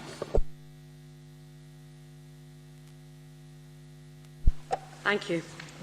The purpose of this report is to seek ratification of the decision of the Strategic Development Planning Authority for Edinburgh and South East Scotland, CES Plan. The Joint Committee to submit the supplementary guidance with minor editorial changes following consultation to the Scottish Ministers, and subsequently to adopt the guidance as Council policy if there is no ministerial direction to the contrary. The members are reminded that in approving the Strategic Development Plan for South East Scotland in June 2013, Scottish Ministers modified the plan, requiring that supplementary guidance be prepared to provide further detailed information for the local development plan as to how much of the overall housing land requirement should be met in each of the 6 member authority areas. At its meeting on the 5th of November, the Council ratified, for consultative purposes, the draft supplementary guidance, and the implication of the draft guidance for Midlothian was that the forthcoming Midlothian local development plan would be required to accommodate an additional 100 houses, over and above the 2,450 houses stipulated in the plan as presented to the Scottish Ministers. The report is recommended that the Council notes the approval of the supplementary guidance and accompanying documents by the CES Plan Joint Committee with minor editorial changes, notes that an updated environmental report for the purposes of the Strategic Environmental Assessment and Habitats Regulation appraisal records have been prepared in relation to supplementary guidance, and ratifies the decision of the Cesplan Joint Committee to submit the supplementary guidance to the Scottish Ministers and agrees to adopt the guidance following the expiration of the 28-day ministerial period for consideration unless Scottish Ministers direct otherwise. Thank you. Councillor Bryant. Thank you, Mary. Paragraph 2.2, which you read out, Mary, said that we give another 100 houses over and above the 2,450 we already agreed. If you turn now to page 159, under the supplementary guidance housing land, in the top 2.2, it says a significant proportion of housing need and demand generated in the City of Edinburgh will need to be met by the other 5 LDP areas. That includes Midlothian. And under 3.5, column 3, further down, it says that we will deliver 4,000 units.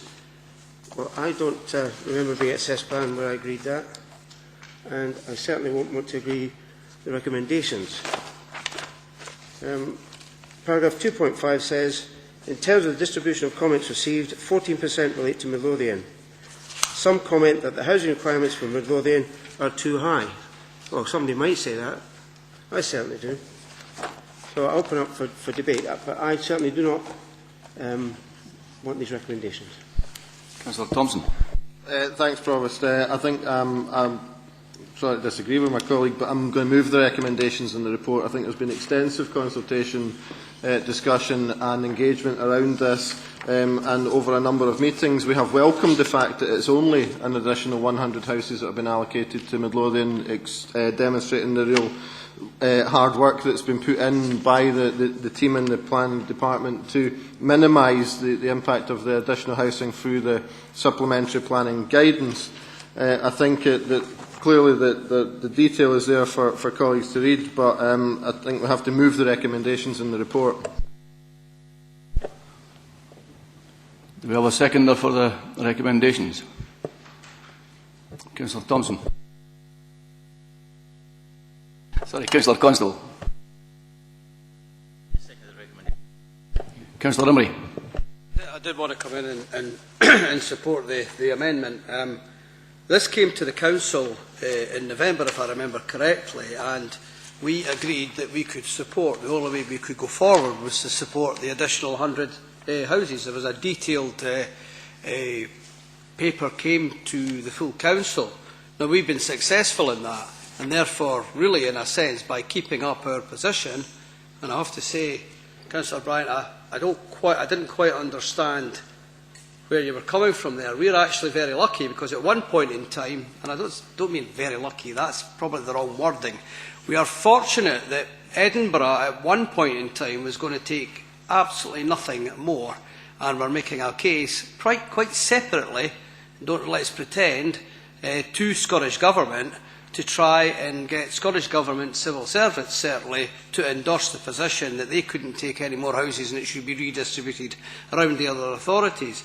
We were steadfast in our reports from what the papers certainly were saying and what was reported to the Council, in that an additional 100 for us was actually all we needed to take, because percentage-wise we were taking proportionally a lot more. Now, it goes back historically about the S Valley Sewer, etc., which wasn't there, and therefore we couldn't take a number of houses over the last number of years. But I do have to say that in supporting what Councillor Thompson is moving, which is in the paperwork, I do think that we've done pretty well. I know, Councillor Bryant, you may have a difference of opinion, and we might come to that when we look at the local development plan as well. But, however, we are in a pretty good position in that we're not having to take proportionally more than our fair share.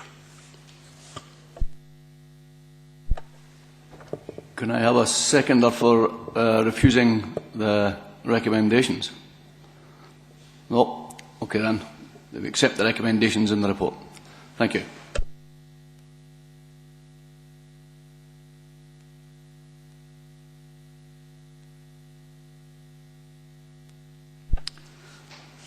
Item number 18, adoption of the Carbon Management Plan 2013-14 to 2015-16. I assume that's what that says. A report by Mr. Sherritt. Thanks, Provost. This report sets out the carbon management plan for the Council for the next 3 years, and that is to target the reduction of carbon emissions arising from the Council's own operations. The overall target for the reduction is 25% by the end of the financial year 2015-16, based on the baseline year of 26-7. This is also in line with the Single Midlothian Plan, which contains a target to reduce territorial CO2 emissions for 4.5 tonnes per capita by 2020. The adoption of the plan will assist in achieving that target. The plan sets out costs in the order of £2.5 million, albeit these costs are from various external funding streams and are not actually asked for within this plan itself. The Director of Resources will monitor and review those resources annually.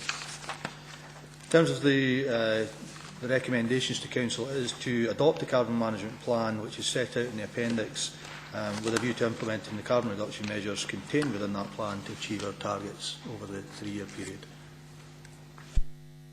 Thank you. Councillor Rosie. Yeah, thanks, Provost.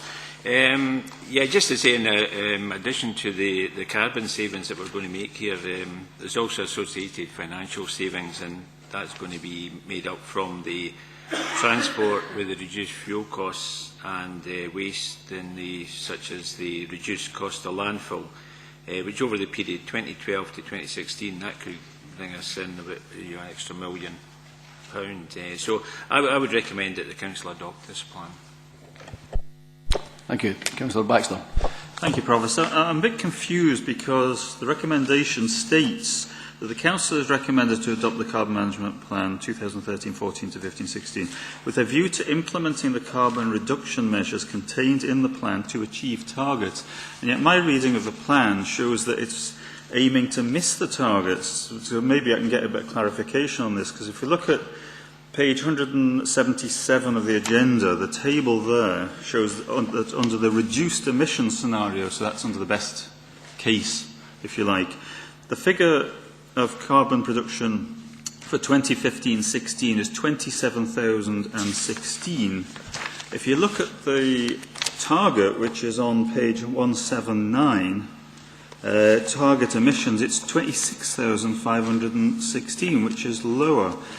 If you look also, that's confirmed actually in a diagram on page 182, which shows that we're actually going to miss the target. So I'm a bit confused as to how the recommendation is that we adopt this plan to achieve the target when the plan itself says we aim to miss it. I'll admit that does sound confusing. However, if you look at the page 184, the planned projects that are to be adopted, then they would actually bring us back on target. So the overall plan brings us back on target, albeit it highlights at the moment if we don't do that, we will not hit our target. Councillor Baxter. Thank you for that explanation. Does that mean that the reduced emissions scenario in the table in page 177 does not include that programme of projects contained in page 184? It includes the ones that have been approved at this stage, but the planned projects have others which slot in on top of that to achieve our targets. Accept the recommendations. Thank you.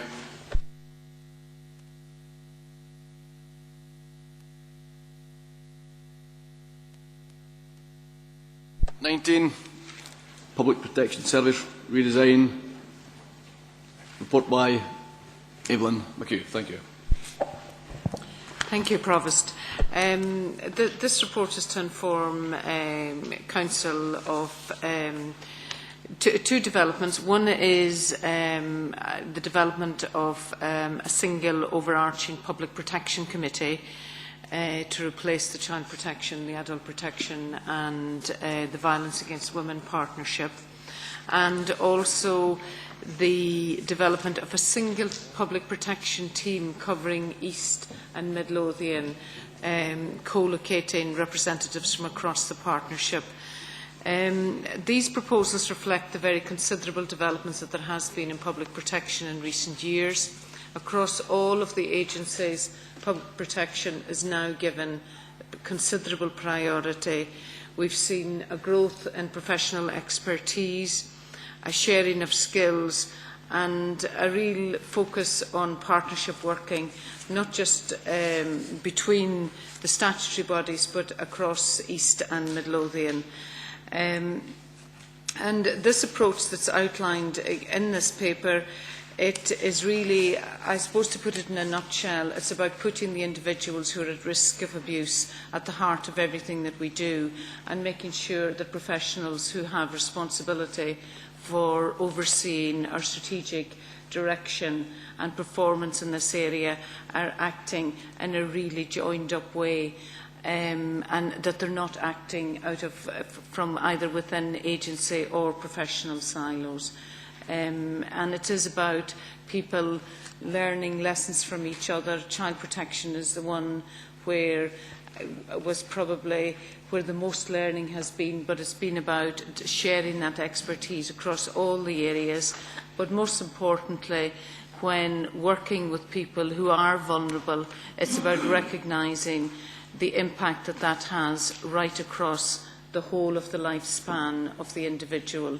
And in many situations, children's experience of trauma in childhood, how it impacts on their continuing vulnerability throughout their life. So it's really about professionals adopting that long-term perspective in everything that they do. Thank you, Provost. Councillor Johnson. I move that we accept these recommendations and to approve the report and support the new arrangements for the public protection across Midlothian and East Lothian local authority areas. This is Public Protection Service redesign and is a positive and move to co-location of health professionals, police and the council, social services to enable a more joined up and continuous way to look after people for their lifespan. And the team, which is based in Brunton Hall down in Musselburgh, are in the main a strategic team, but there is hot desking capacity for frontline staff for the meetings, etc. So it's not that there will be any loss to frontline services actually here in Midlothian. Thank you. Thank you. Any comments? No? Okay. Accept the report. Thank you.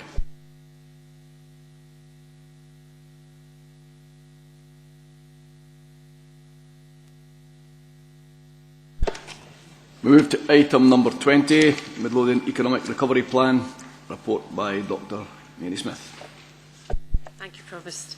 The purpose of this report is to seek the Council's endorsement of the Midlothian Economic Recovery Plan. And as you'll see, it's quite an extensive report. So the summary action is attached as Appendix 1, and a full copy of the report of the action plan has been placed in the members' library. The Midlothian Economic Recovery Plan is the result of extensive consultation, and it aligns closely with the Scottish Government's economic strategy, and it also has direct linkages to the Single Midlothian Plan. The Council is asked to adopt the recommendations, to note the extensive consultation process in preparing the Economic Recovery Plan, approves the content of the Recovery Plan, including the Action Plan, notes the actions that have already been taken in delivering some of the actions contained, agrees that the Midlothian Recovery Plan launch event to be organised and held on a suitable date in the summer, and agrees that regular performance progress reports be prepared for the Council and Midlothian Community Planning Partnership in terms of the implementation and delivery of the Action Plan. Thank you. Thank you. Councillor Bryant. Thanks, Mary. This is an excellent report, and I highly recommend the items at item 4, particularly the extensive consultation process which has gone on over the past 18 months. I can't speak high enough of the officers who carried this out, and I'm delighted with the report. Councillor Baxter. Thank you, Provost. Most of it I'm in quite agreement with. It's just one or two areas which wouldn't say give me concern, but I'm just not quite sure about it. Under the programme area 2, transportation infrastructure requirements for the Bush estate in Easter Bush. Now, what we're saying here that we want these developments to go ahead through the local plan without looking at the implications for other areas of policy, for instance. What are those improvements? I don't know, so I'm a bit worried about accepting that.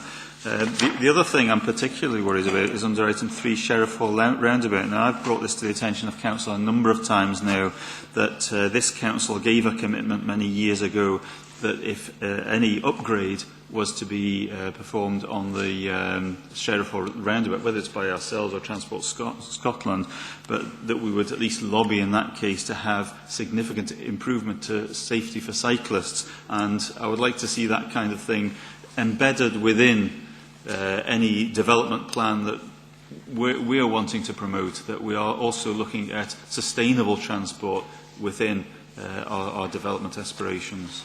Thank you. Councillor Montgomery. Thanks, Provost. The one item I would want to sort of highlight would be on page 205, which is the procurement within the council, especially getting local suppliers and local businesses and local trades to actually get a very good opportunity to get work for this council.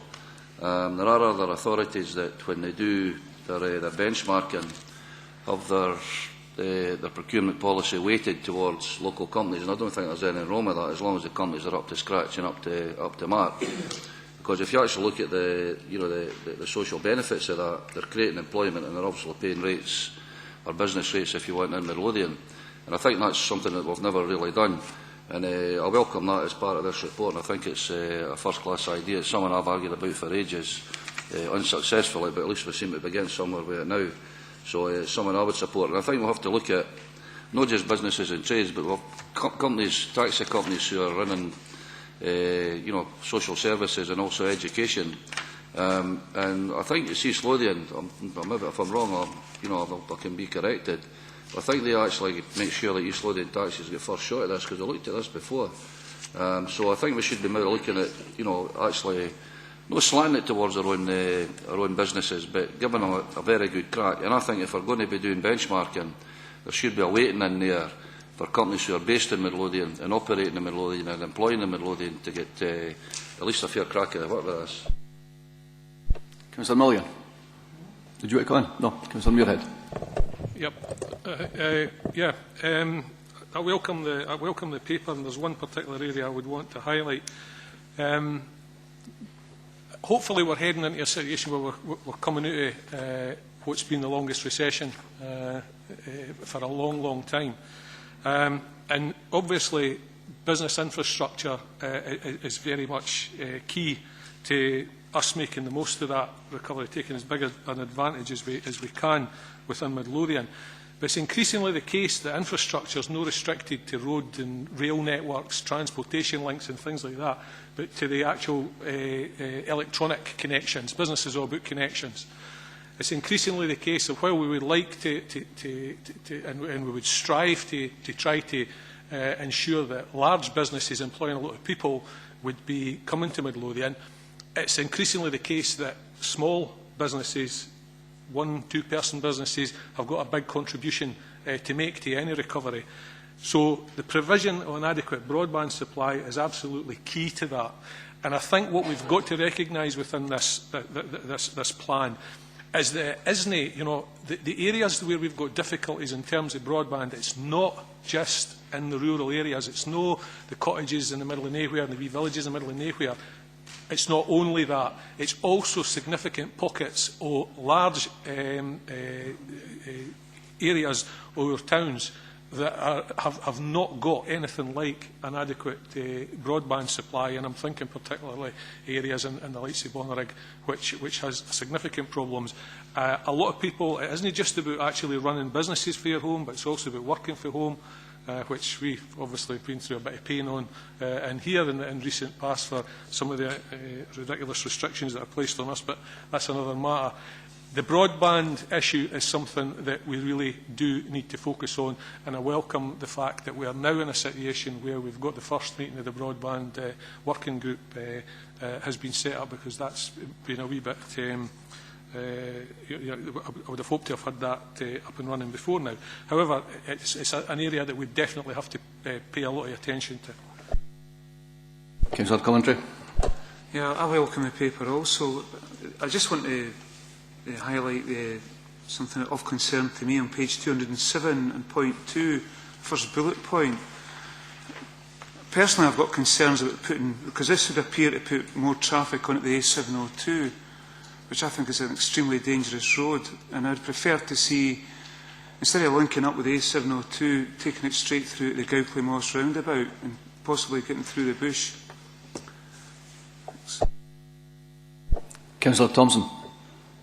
Yeah, clearly there's been extensive and widespread consultation around this, and it doesn't stand alone. The work in the economic recovery plan that we have in front of us links into another host of strands of work of the Council. I mean, I think the point made by Councillor Muirhead on broadband is significant, and that highlights why the Council took the decision to make a significant investment into the government programme to extend broadband provision, and I think the latest estimate is that will cover us up. The gap would be something like 1.9% of the population of Midlothian, accepting the point Councillor Muirhead saying about it's not necessarily just in the rural areas.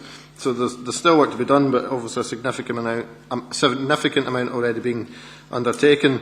I don't think any of the points been raised by Councillor Baxter are excluded by the agreement of this plan. I think these can also continue to be discussed and move forward. And obviously there is the separate process of the Midlothian Local Development Plan currently taking place that will drive forward a number of the other aspects that we're talking about here. So I think while this report is a great piece of work in bringing together a lot of the thinking and to help drive forward the agenda, and I would absolutely endorse, I mean, this must be a day for it, Adam, I'd absolutely endorse Adam's comments about supporting local businesses. Because we need to do whatever we can to support our local businesses, and I think having the measures that are outlined in this report will help us to do that, to prepare local business to be in a better position to have the stronger bids when it comes to tendering for council services. So it absolutely supports all of that work, but it isn't standalone. I think we've got to remember that the measures outlined and indicated in here are part of a much wider and bigger picture. Councillor Milligan. Yeah, Provost, I think most of my thunder's been stolen, but it was just to re-echo the two parts. The part that Adam made about making sure that we assist all our local companies in understanding the procurement process and how to get on the tender list and actively go on after them. Also, to echo what Councillor Muirhead says about the broadband, I mean, myself, Councillor Baxter, Councillor Constable, we've been working with the local communities where you actually see brand new housing estates where folk have moved into them, self-employed businessmen and that, and then suddenly found that in the street next to them they have the high-speed broadband, and they're not going to get it. And in fact, on one street, I think in Gladstone's Gate, we've got two cabinets and half the street are not going to have high-speed broadband because BT or BT Openreach have deemed it no financially worthwhile. And I think we've got to keep pushing on every occasion to try and push BT and to changing that system. And quite regularly, they'll tell you that the programme's set in stone. But then when they want to scrap something, all of a sudden, that set in stone programme gets changed. So I think it's really important that we're seeing, not to just be looking at the rural areas, it's important in our new housing developments to ensure that we'll have that super fast broadband there if we want to attract entrepreneurs and self-employed small businesses to come out into your area. Councillor Rosie. Yeah, it's just recognise one of the, well, certainly I'll congratulate him on the report, but I think I've got to recognise the work done by John Beveridge and his team, certainly on the Pennycook bids, getting the steering group to where it is at the moment. So I think John deserves credit for a lot of the work he's put in on that one. And also bear in mind we do have the Bush one sitting there, is in the report. And then just a point that I think where he's also to be congratulated is that on Friday, John and I attended an ICA meeting in Kirkcaldy where he had to sit and listen to, you know, maybe some of you might know, John's an East Fife supporter, so he had to sit and listen to Jim Leishman, a Dunfermline supporter, and Gordon Brown, a Raith Rovers supporter. And then he warned me before I go to sit down. Well, not saying when Gordon Brown was speaking, so I had to hold him back when Jim Leishman presented a councillor with a ticket for the Ramsden Cup final. So John was twitching away there, sitting beside me. But anyway, I'd just like to voice my thanks to John for the help and the work he's put in. Okay, thank you. Councillor Bryant. I'm going to ask John to speak on the broadband and the event we had for the procurement. Yeah. Just a quick update in terms of procurement. We had a session at McSense a few weeks ago, running partnership with the Business Gateway and the procurement team. There was 64 local businesses turned up. We've actually got a waiting list for the next Meet the Buyer type event. So it shows there's definitely the demand there for the local business community to work with the council and other partners to try to keep things within Midlothian. I think it's also important as well if we can try and spread these type of events around the community as well and try to link everything up in terms of, for example, bids work that we're doing in the town centre, just to try and get things joined together. So hopefully there'll be another event in terms of Meet the Buyer quite soon. Broadband's been a really tricky area to deal with. British Telecom are basically the only game in town, and we're having to work really closely with ourselves and also the Scottish Government. The Council's putting a lot of cash into this, but getting them round the table, you know yourself, can be sometimes really frustrating and really difficult. One particular area where we've got a problem is Hopefield, and getting progress on this is really frustrating. So all we can do is keep trying to get them round the table and just discuss, and hopefully get a way forward. But ultimately, if this comes off, we could have about 98% coverage, high-speed broadband by 2020, and then focus on the difficult, remote, rural parts as well through the Community Broadband Initiative. But it's very much negotiate with the Scottish Government and also British Telecom on this. Thank you. Councillor Constable. Yes, Provost, thank you. I've got to get my bit in about the broadband too. We raised this first at National Conference in front of John Swinney and at BT, the official whose son actually lives in Hopefield, and so he's well aware of the problem. But we're nowhere. The nearest I've been told is you say 2020, I heard 2017 there'll be a solution, but even that's too late. And as Derek said, we really have to keep going at them to get this forward. People are paying. We're falling between two stools. It's the rural provision, which I understand is going to go ahead a lot in Dumfries and Galloway and round about there. And we're supposed to be, the urban areas are supposed to be covered by commercial provision. Now we're falling between that stool, and so as a result, we do have these modern houses, as Derek said, where people expect to get something above 2.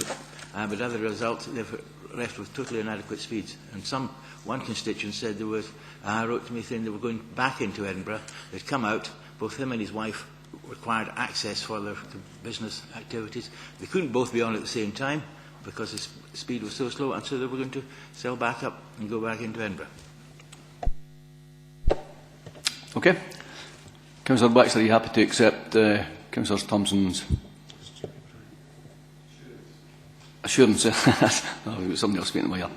Assurance that that will be taken into consideration in the future. Okay. Did you want to say something, Councillor Bryant? Speak about the road, the 701, that the companies in the bush and the university are crying out for a new road. So I'm afraid it has to be built. Councillor Thompson. Yeah, just to be clear, obviously there is a process that we have to go through, and the local development plan, no decisions have been taken on any of those aspects, without any doubt. Okay. Can we move on for that report? Thank you.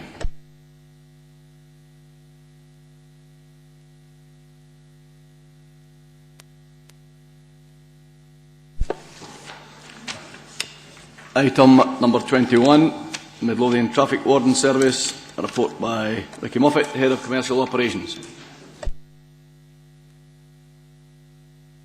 Thanks, Provost. The purpose of this report is to bring forward a proposal by Police Scotland, who have advised the Council of their intention to withdraw the Traffic Warden Service, not only within Midlothian but across the whole of Scotland. In terms of the background, one or two things that I'll pick up. 2.1, 2.2. We've been in dialogue with Police Scotland in relation to that proposal and essentially endeavouring to find out if there was any options open to the Council. Kind of moving on to item 2.6, I mentioned in there the work that was done previously with Sestran, and this is in relation to decriminalised parking. One of the comments made in the letter from Police Scotland relates to a number of authorities who have gone down the road of decriminalised parking, in other words, taking responsibility for parking enforcement. And when Sestrans looked at this as a Sestran-wide proposal in 2007-8, it was clear that authorities like Midlothian were going to find it difficult to make a sound business case. I refer in 2.8 to a number of authorities who have actually undertaken decriminalised parking, and you'll see that these are the authorities that actually have a captive audience. I'm sure that members will be well aware of the situation in Edinburgh, where they have on-street parking, etc., and they can actually generate a substantial income from that. There has been a number of bodies who have been looking at this quite closely. In 2.9, I refer to chief executives, and there's a paragraph there in relation to decriminalised parking, and that essentially confirms the position that MVA came to and the conclusions they came to in 2007-8. So, taking it forward, in 2.11, I highlight where Police Scotland came forward, and it was, in some respects, a bit more positive.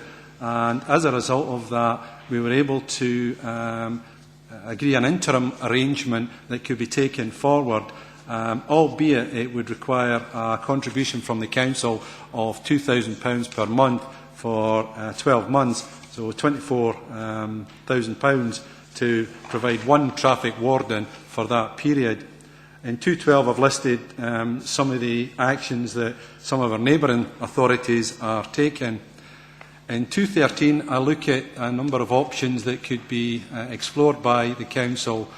The first is obviously to see if there was an option to continue with the arrangement that we've talked about in 2.11.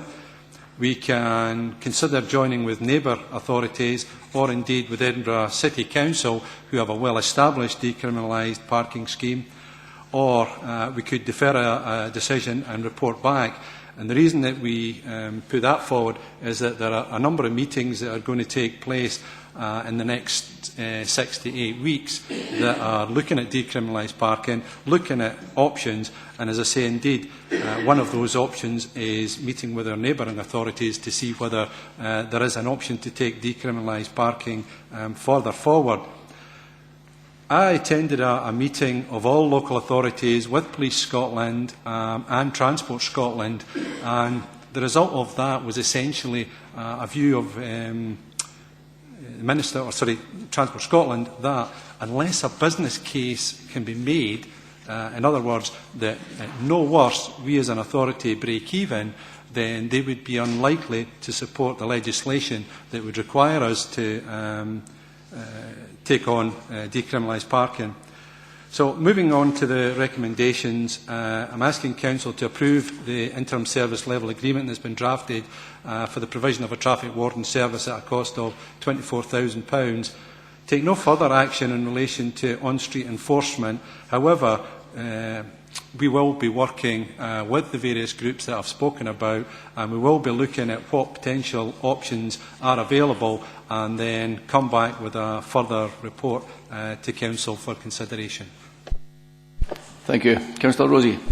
Thanks, Provost. I think it's fair to say that I think we're all probably disappointed at the short notice that we got on this one. But we are where we are, and we've got to deal with it. I think the introduction of the part-time warden will certainly be a help, certainly from what I can see in the Pennycook problems there. I mean, it's just, I think, a free-for-all at the moment in the High Street. Although to be fair, I think there were problems before, even when we had the police traffic warden. I wasn't sure it was working too well. But anyway, on this one, can I just ask Ricky, just clarification here? Is this one, if we have the part-time warden, this is going to be under the council control, just for members, so that they know that for their areas, should they have problems, how they would go about dealing with it? Yeah, the police themselves would retain the responsibility for the warden, but the service level agreement is quite clear that we would work closely with Police Scotland. So where we saw relative priorities, we would feed that in, and we would have a direct influence on that. I would say, I mean, I think we're all in progress, but I think we should go well. I would recommend accepting the proposals A, B and C. Councillor Emery. Thanks, Provost. I do have a question about the recommendations, and I'll come to that in the fullness of time, and it might be that Councillor Rosie is quite happy to accept what I'm going to suggest.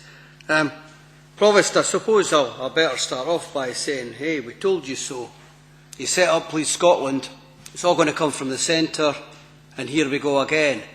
No thought was taken when this was actually decided to be introduced and indeed withdrawn, that you might make a saving in Police Scotland terms, but in local authority terms, you were going to have to cost that. And Ricky's quite clear and unequivocal on that, that whatever proposal you come forward with and put to the Transport Scotland and indeed the Scottish Minister to accept legislation, it's got to at least break even. You cannot run a loss-making organisation and decriminalise parking. And what that means in essence, Provost, is either you have to have some hefty charges in order to make sure that the whole thing is budgeted for, or you don't do it at all. Now, if you don't do it at all, the consequences of having nothing just are not even bearable to think about, on the basis that people already are starting to park on yellow lines. People are already ignoring the bus stances and are parking there. Now, that's only happened in the last little while, without actually it being publicly known, let me put it this way, that in actual fact there isn't now a warden service. Now, the difficulties haven't changed from 2008-2009, in that Midlothian Council cannot go out alone.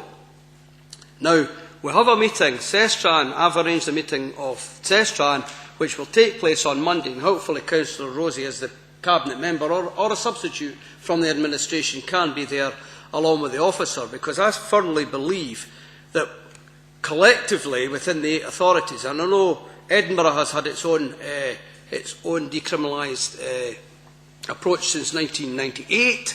Fife went into it just last year, and the reason why Fife went into it is because, in actual fact, the police were not covering an warden service to the levels that Fife Council expected, and therefore there was quite a lot of pockets of problems. They're able to do it because of the size of the authority. So the reason I'm trying to lay out that where we're going to get to, and hopefully next week we can have an open debate about that, and hopefully Midlothian Council is open to any ideas that come out of that as well, is that item C, or recommendation C, says we'll not bother coming back for a further report within 12 months. Now, given it takes between 18 and 24 months to actually get legislation through in order to have a decriminalised parking regime in the first place, a 12-month delay means you're actually talking in terms of 2.5 years if you were ever going to be doing that. And I think that, you know, if Councillor Rosie would be quite happy to leave recommendation C at this moment by withdrawing that we can at least go for the 24,000 for the warden at this moment in time, that we keep our options open in where we go, and indeed we report back with the findings. Now, I don't know if, for example, on Monday we're going to come to a conclusion, but hopefully we can actually, by grouping the thing together, it may just be that we get something that's acceptable to Midlothian Council. I would much prefer if we could drop item C just now, in case we have the opportunity through the officers and indeed you, Councillor Rosie, to come back with a report that makes a number of suggestions. Because it ain't going to go away. It's going to be problems for us all. You're going to get residents complaining that they can't get anywhere now, that the streets are getting blocked up, etc., etc. The police have said, oh yes, if there's an obstruction, we'll come and we'll do something about that.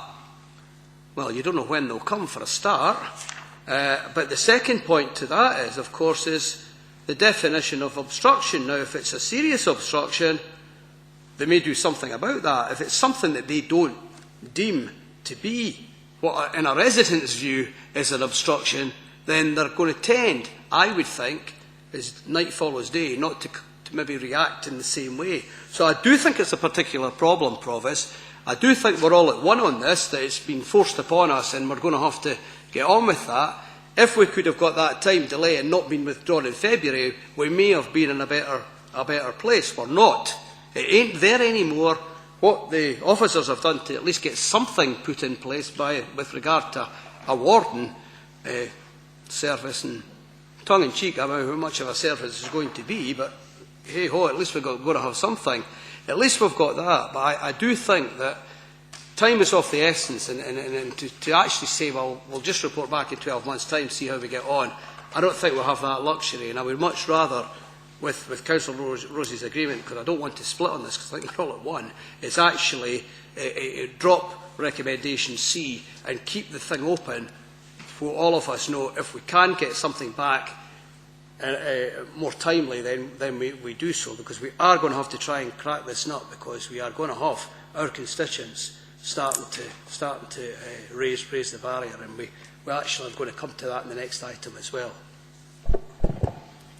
Yeah, I think that's reasonable. I think A and B are the important ones here anyway. I think we have to get something in place and get an agreement for the police. And I think by doing B gives us extra time in case the police come along.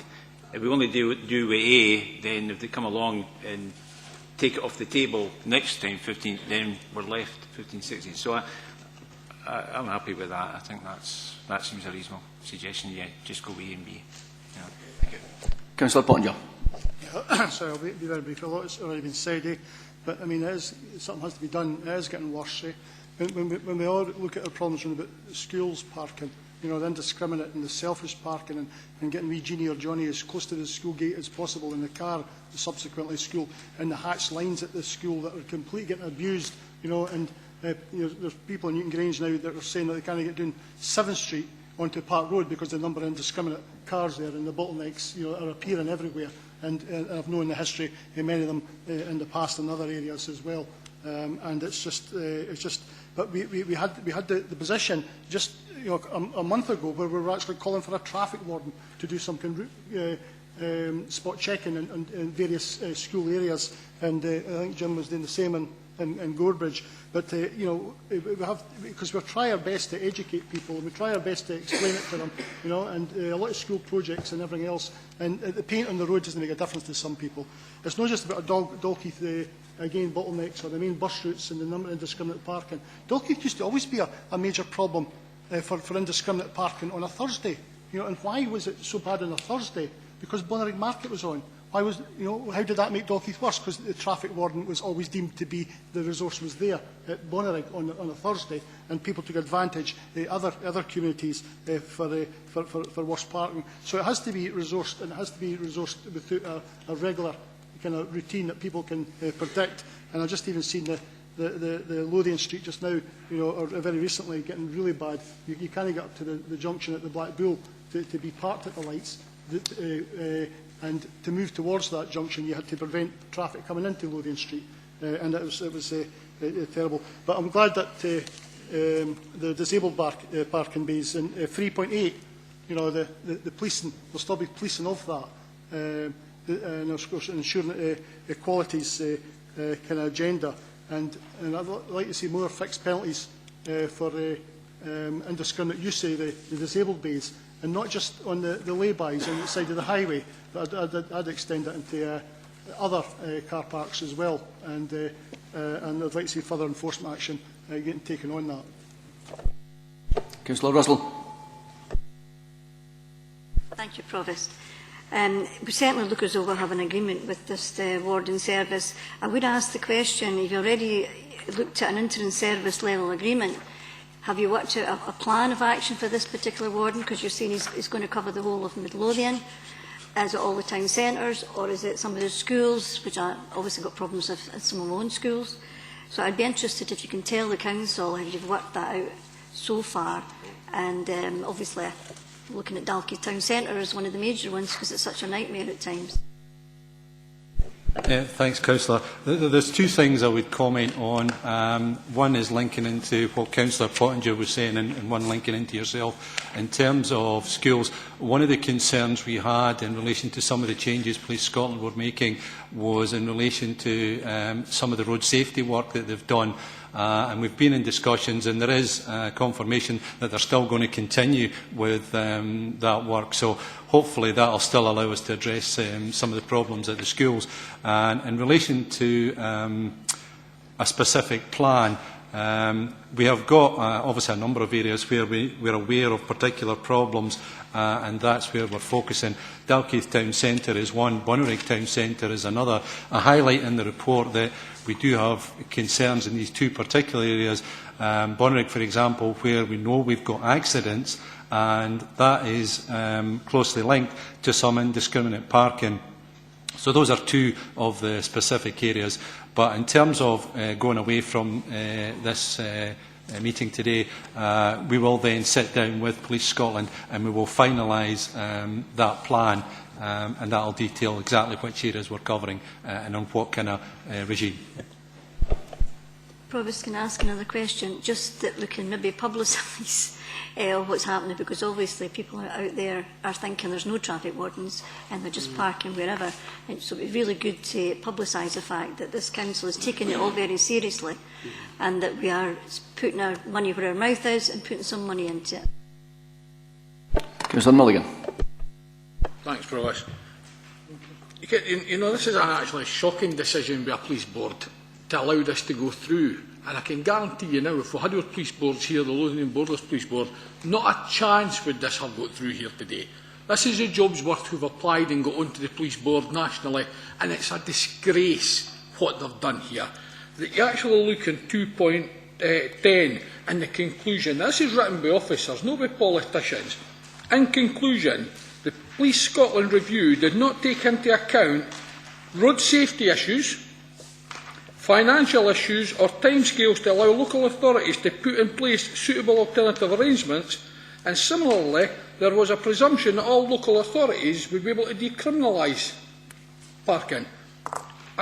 Having one traffic warden isn't going to resolve the problems. We've already all got tons of problems. I bet everyone around this table is in contact with the police regarding parking at the schools, asking for joint working with the police. Most of the time that joint working is the community cop, a traffic warden, just coming down and gently saying to folk, listen, at the start of the year, didn't park there. If we've not got that resource to do that way, then we're going to have serious problems. How many times have we had our staff or police boards, parent councils and that out trying to do their wee bit, asking folk, and the abuse they get for it, and the only way that you're not going to get that is to have somebody of authority there.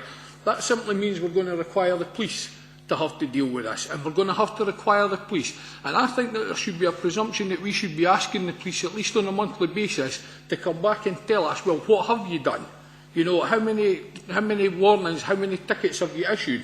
Because I can't think of the last time I seen a police car stopping because somebody was parked on a double yellow line and them getting out and ticketing them. In fact, I've regularly at times seen police cars go by folk that are parked like that because it's always been the traffic warden's job to do it. So there's going to need to be a complete sea change. I can't imagine the cops are going to be looking to be running up and doing the place ticketing folk and asking folk to move illegally. It's going to take up a horrendous amount of their times. I actually think this is a disgrace, and I think we should be writing to the police board telling them that we think it's a disgrace. And to be quite frank, it seems to be what's coming back right across the board for every solitary council, that they've just simply bashed on and done this to save themselves money, at no account whatsoever to road safety or to the good running of our communities. Councillor Thompson. Yeah, I think I would agree with a number of the points being made by all those who've contributed so far. I think it is shocking that Police Scotland have taken this decision without consultation, and it simply was imposed on us. However, what I would say is the fact that we're able to react locally and have, through council officers, secured a deal for us in Midlothian has to be welcomed, because that hasn't been able to be secured in all locations. To say that this isn't something that could have happened under Lothian and Borders, I don't think we can say that, because Edinburgh have already decriminalised parking, so if there were savings that had to be made and they wanted to make a change to the service, there's nothing to say they wouldn't have done exactly the same thing. So I think we can't really say with any certainty that wouldn't have happened. And you have to look at individuals to responsibility when sometimes, and it's easier, maybe sometimes easier said than done, but it is the individuals within our communities who are causing the problems, and there has to be an element of personal responsibility at times. Yes, there needs to be enforcement of it, but sometimes you do have to say some folk just need to have a look at themselves as well when it comes to what they're doing, especially around our schools. And also, I think it is worth making the point that the agreement that officers of the council have been able to secure with local police is a continuation of the existing service. It's at the same level that we already have. This isn't suddenly a massive shift in number of traffic wardens available for Midlothian. This is actually the level we had. So it's a continuation of the service. So I have to commend the officers of the council for managing to secure that. It is deeply unfortunate that Police Scotland took the decision without the level of engagement that you would hope, and the level of engagement that we see in so many other areas of their work, in fairness. But for whatever reason this decision was taken in the traffic warden service, I mean, I would certainly expect police to continue to react where an offence has been caused. So, I mean, I think there should be no change there, and we just need to look at how we drive this forward. And I'm not against the idea of writing to Police Scotland to express our disappointment at the decision that was taken. Not against that at all. The main thing for us was to find a solution that secured a provision for residents in Midlothian at the same level we had before, and I think Ricky and the team have to be commended for securing that agreement.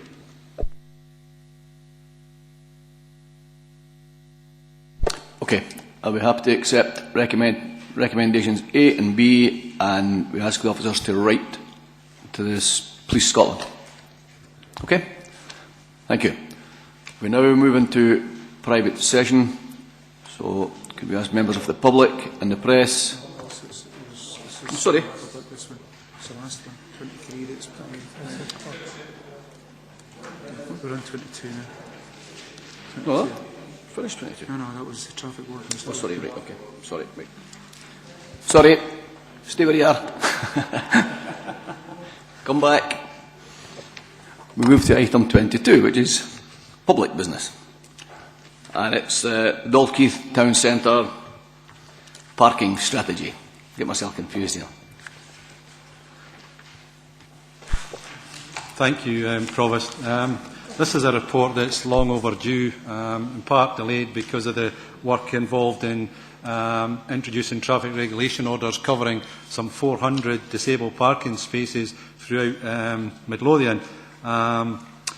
In terms of the purpose of the report, it's bringing back to members the results of the consultation that was carried out in relation to two issues. One was Midlothian residents parking scheme, and in that respect we issued an initial letter to each of the community councils across Midlothian, and of those we had 3 responses, and they were very negative in terms of wishing us to take forward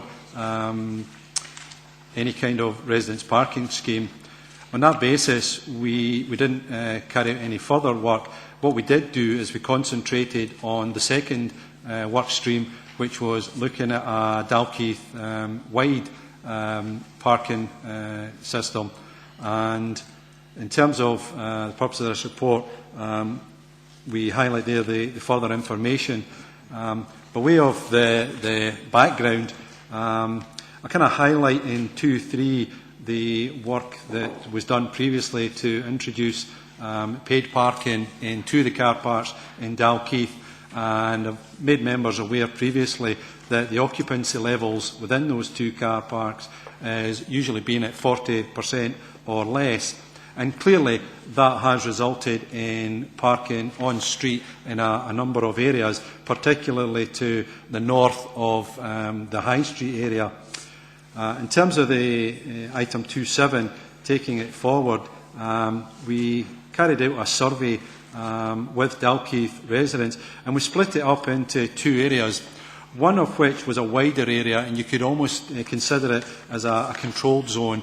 So, in other words, it was looking at an area that for people to park out with that was quite substantial inconvenience. So if we introduced charging or a parking scheme within that, then it was likely that that would be a reasonable and a kind of an accepted area. And we also looked at an area which was significantly less, and it was those areas who have complained about the on-street parking that's been taking place. In items 273 and 275, I highlight there the responses that we've had in relation to introducing some kind of parking scheme, and clearly there was a significant minority that would be interested in not only taking it forward but in terms of paying for parking permits. So in 2.8 I kind of highlight the current provision of public car parking in Dalkeith, and also in 2.9 the public spaces that are available, the spaces that are available for actual staff in Dalkeith. In 2.10, I then bring to members' attention the impact that Morrison's supermarket is likely to have, due to open in the summer of this year, and they'll have 244 spaces with the intention to allow car parking for up to 3 hours, which, if you reflect on what we have within the Lidl car parks, our own two paid car parks, which is 1 hour, that's a substantial increase. In 2.12, I mentioned obviously the previous report, and in terms of any parking scheme that we would have taken forward, clearly that would rely heavily on the enforcement by the traffic warden service that would have been there. And clearly the impact of the removal of the traffic warden service would have a significant impact in terms of any scheme that we could take forward. So moving forward onto the recommendations, asking Council to take no further action in relation to introducing a controlled residence parking scheme. However, we would be happy to approach CP Plus, who have indicated that spaces could be made available for those residents who wished to take advantage of a space, and we can liaise with CP Plus to see exactly what that cost would be, and then liaise further with residents to see if that's something that they would like to take advantage of. Thank you. Councillor Constable.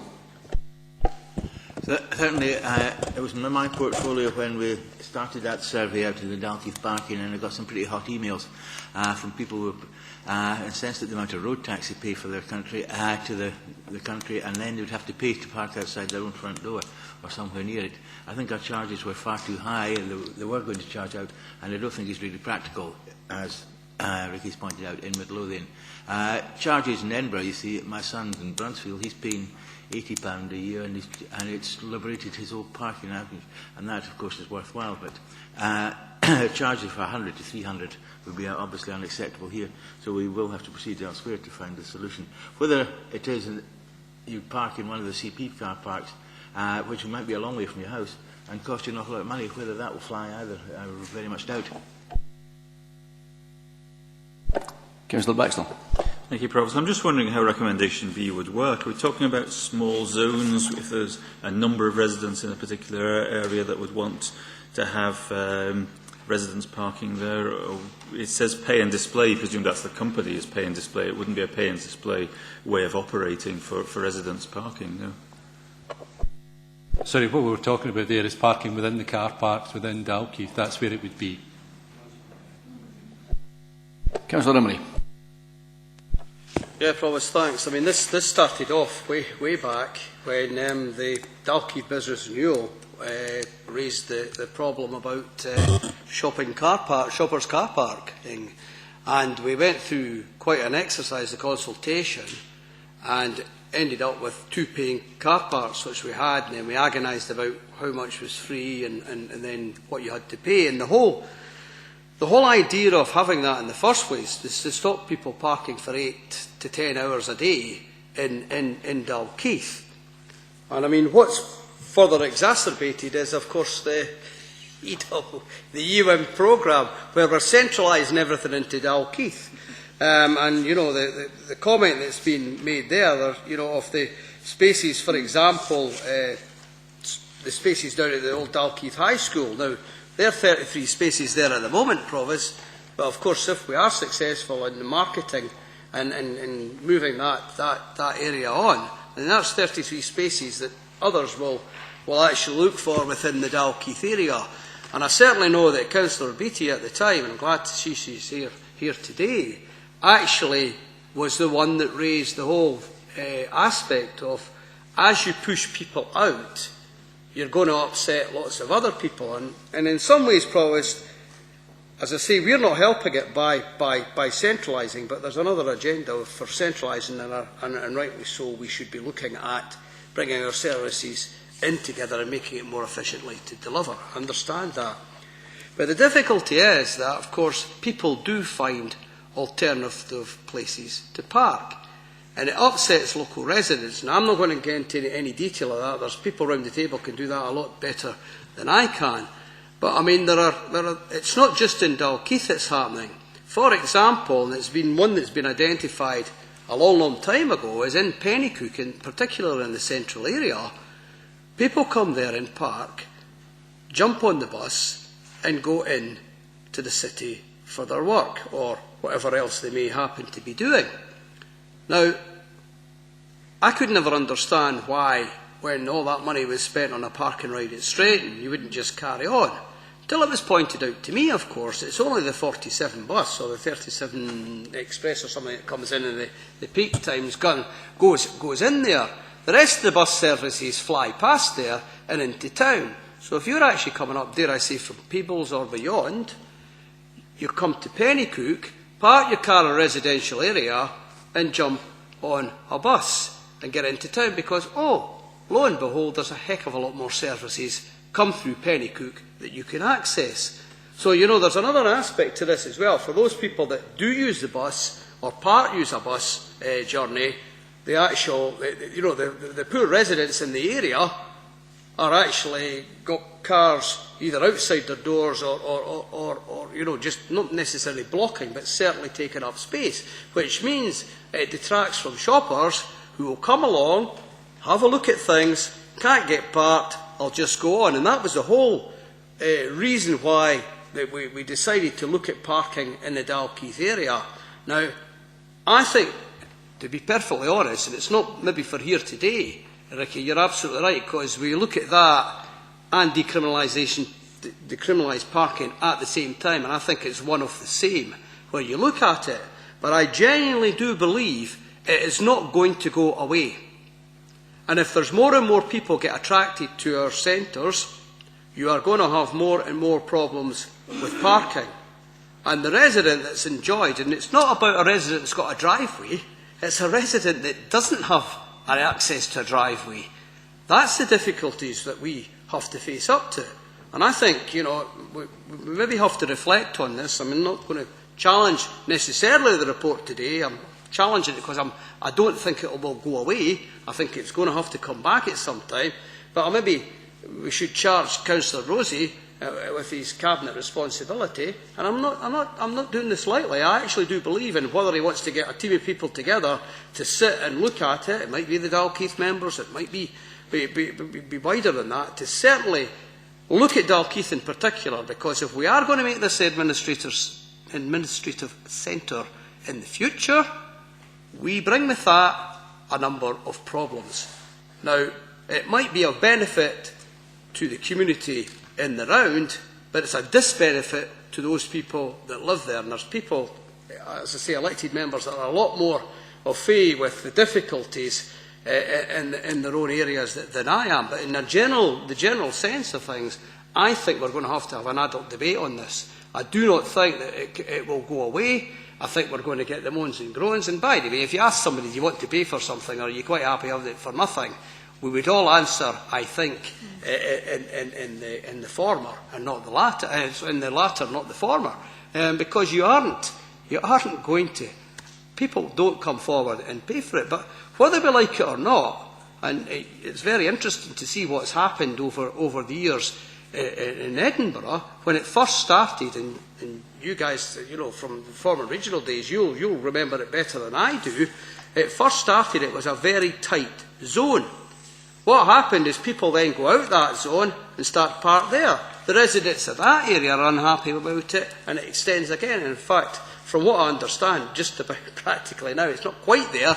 It's just about the whole of the city council area, or certainly within what I would call the Edinburgh boundaries, as opposed to the add-on bits. That's just about now becoming a parking zone per se. And I just think that we can hide it. We can hide away from it if we want, but I do think it's very intrinsically linked into the decriminalising parking scheme. And whether we like it or not, we're maybe going to have to address that, because we can't continue to say that as Midlothian grows, we're just a wee county anymore and it doesn't really matter.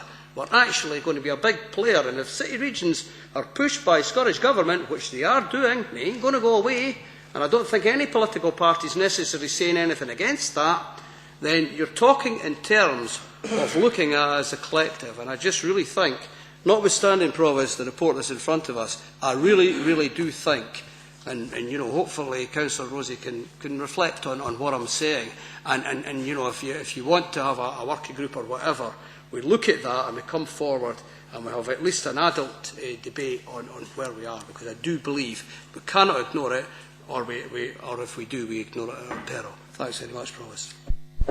Councillor Bennett. Thanks, Provost. Just to go back, Russell's right. The car park in Dalkeith was first proposed by Dalkeith Business Renewal, and it was coming for the local businesses, because what was happening is people was parking their cars in the car parks in Dalkeith and jumping on a bus and going on to Edinburgh. And you also had the added problem of council staff who were using the car park all day. So you got people coming from the Danderhoss side or the Mayfield side or Newton Grange into Dalkeith to get their hair done, put a bet at the bouquets, buy butcher meat or buy fish. They couldn't get parked. And I noticed in page 238.26 that some of the residents are saying the car park is not being fully utilised. Well, it is being fully utilised. It's now being used by shoppers and no as a park and ride. And don't forget, we didn't start this until the park and ride opened at Shawfair. And it's a very busy park and ride. So I reckon a lot of the people that used to dump the car in Dalkeith to get the bus are certainly now using the park and ride out of Shawfair. But the shoppers' car park has been a success. Now, I don't know, I've not had many people at my surgery complaining about parking.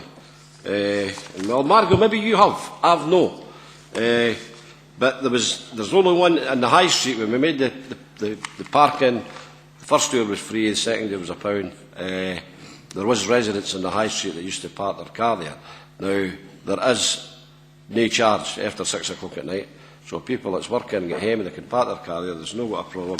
The only one that was a woman that come to see me, and she was a nurse in the Royal Infirmary and she worked constant night shift, and she had a problem with her car. She lived in the High Street, just one of the flats above the shops. So I didn't think it's feasible to write to all the residents for parking outside the house and pay for it.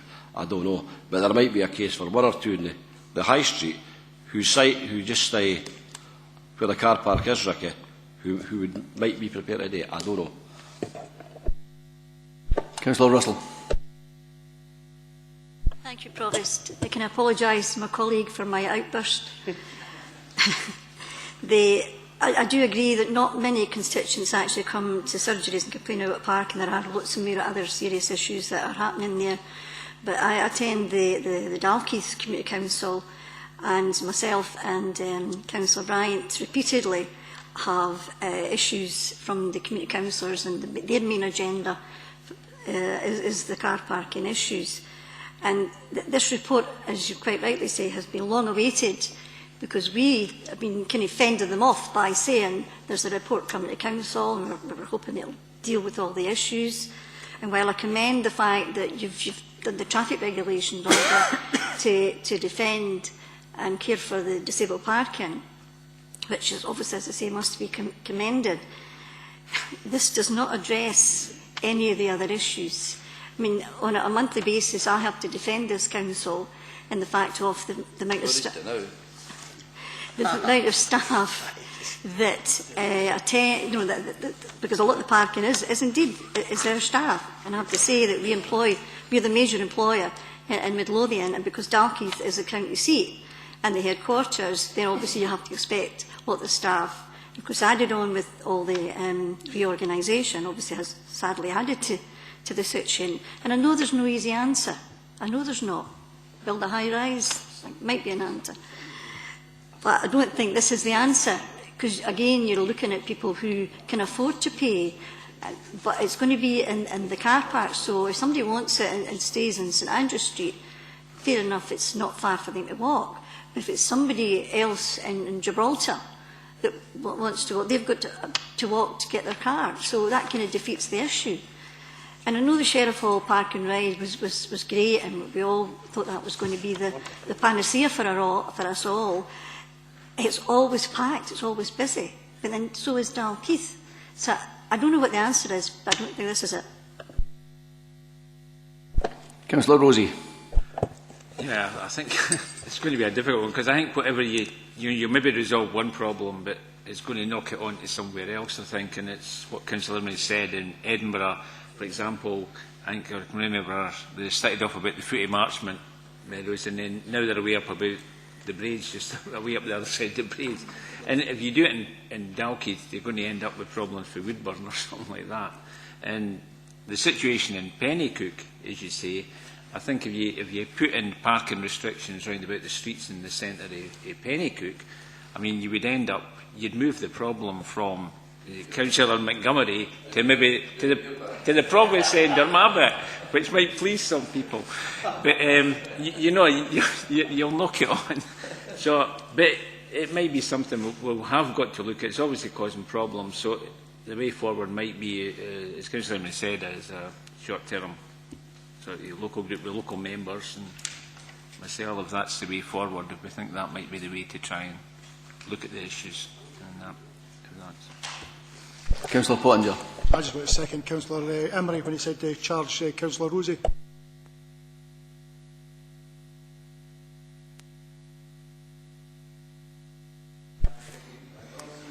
Is that the hilarity finished, yeah? Exactly what are we accepting here? Are we accepting A and rejecting B? Is that what we're doing here? I think, from memory, I think was the proposal for both, but that Councillor Rosie's also added acceptance of local members and himself as a short life working group to look at what options there might be to take it forward. Is that a fair summary of where we are? Yeah. Is that acceptable to the Council?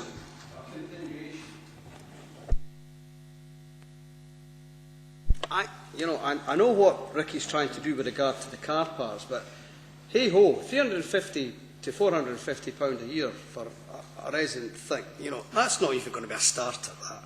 And I mean, what Bob was, Councillor Constable was saying earlier on was, his son pays in Marchman £80 a year. Now, you can't justify that figure. So I'm a wee bit iffy about going that way.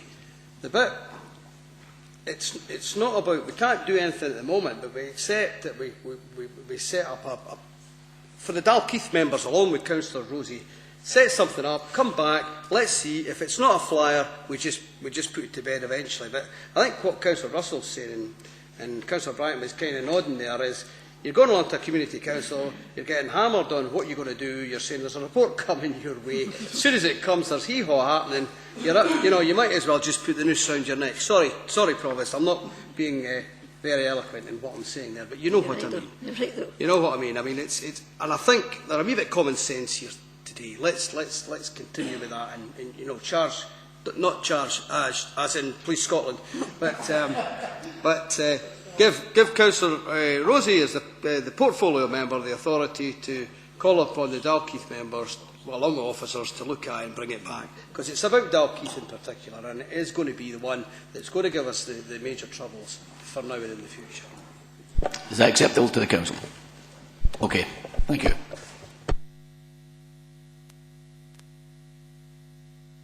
Be careful when they're leaving, please. Don't stampede.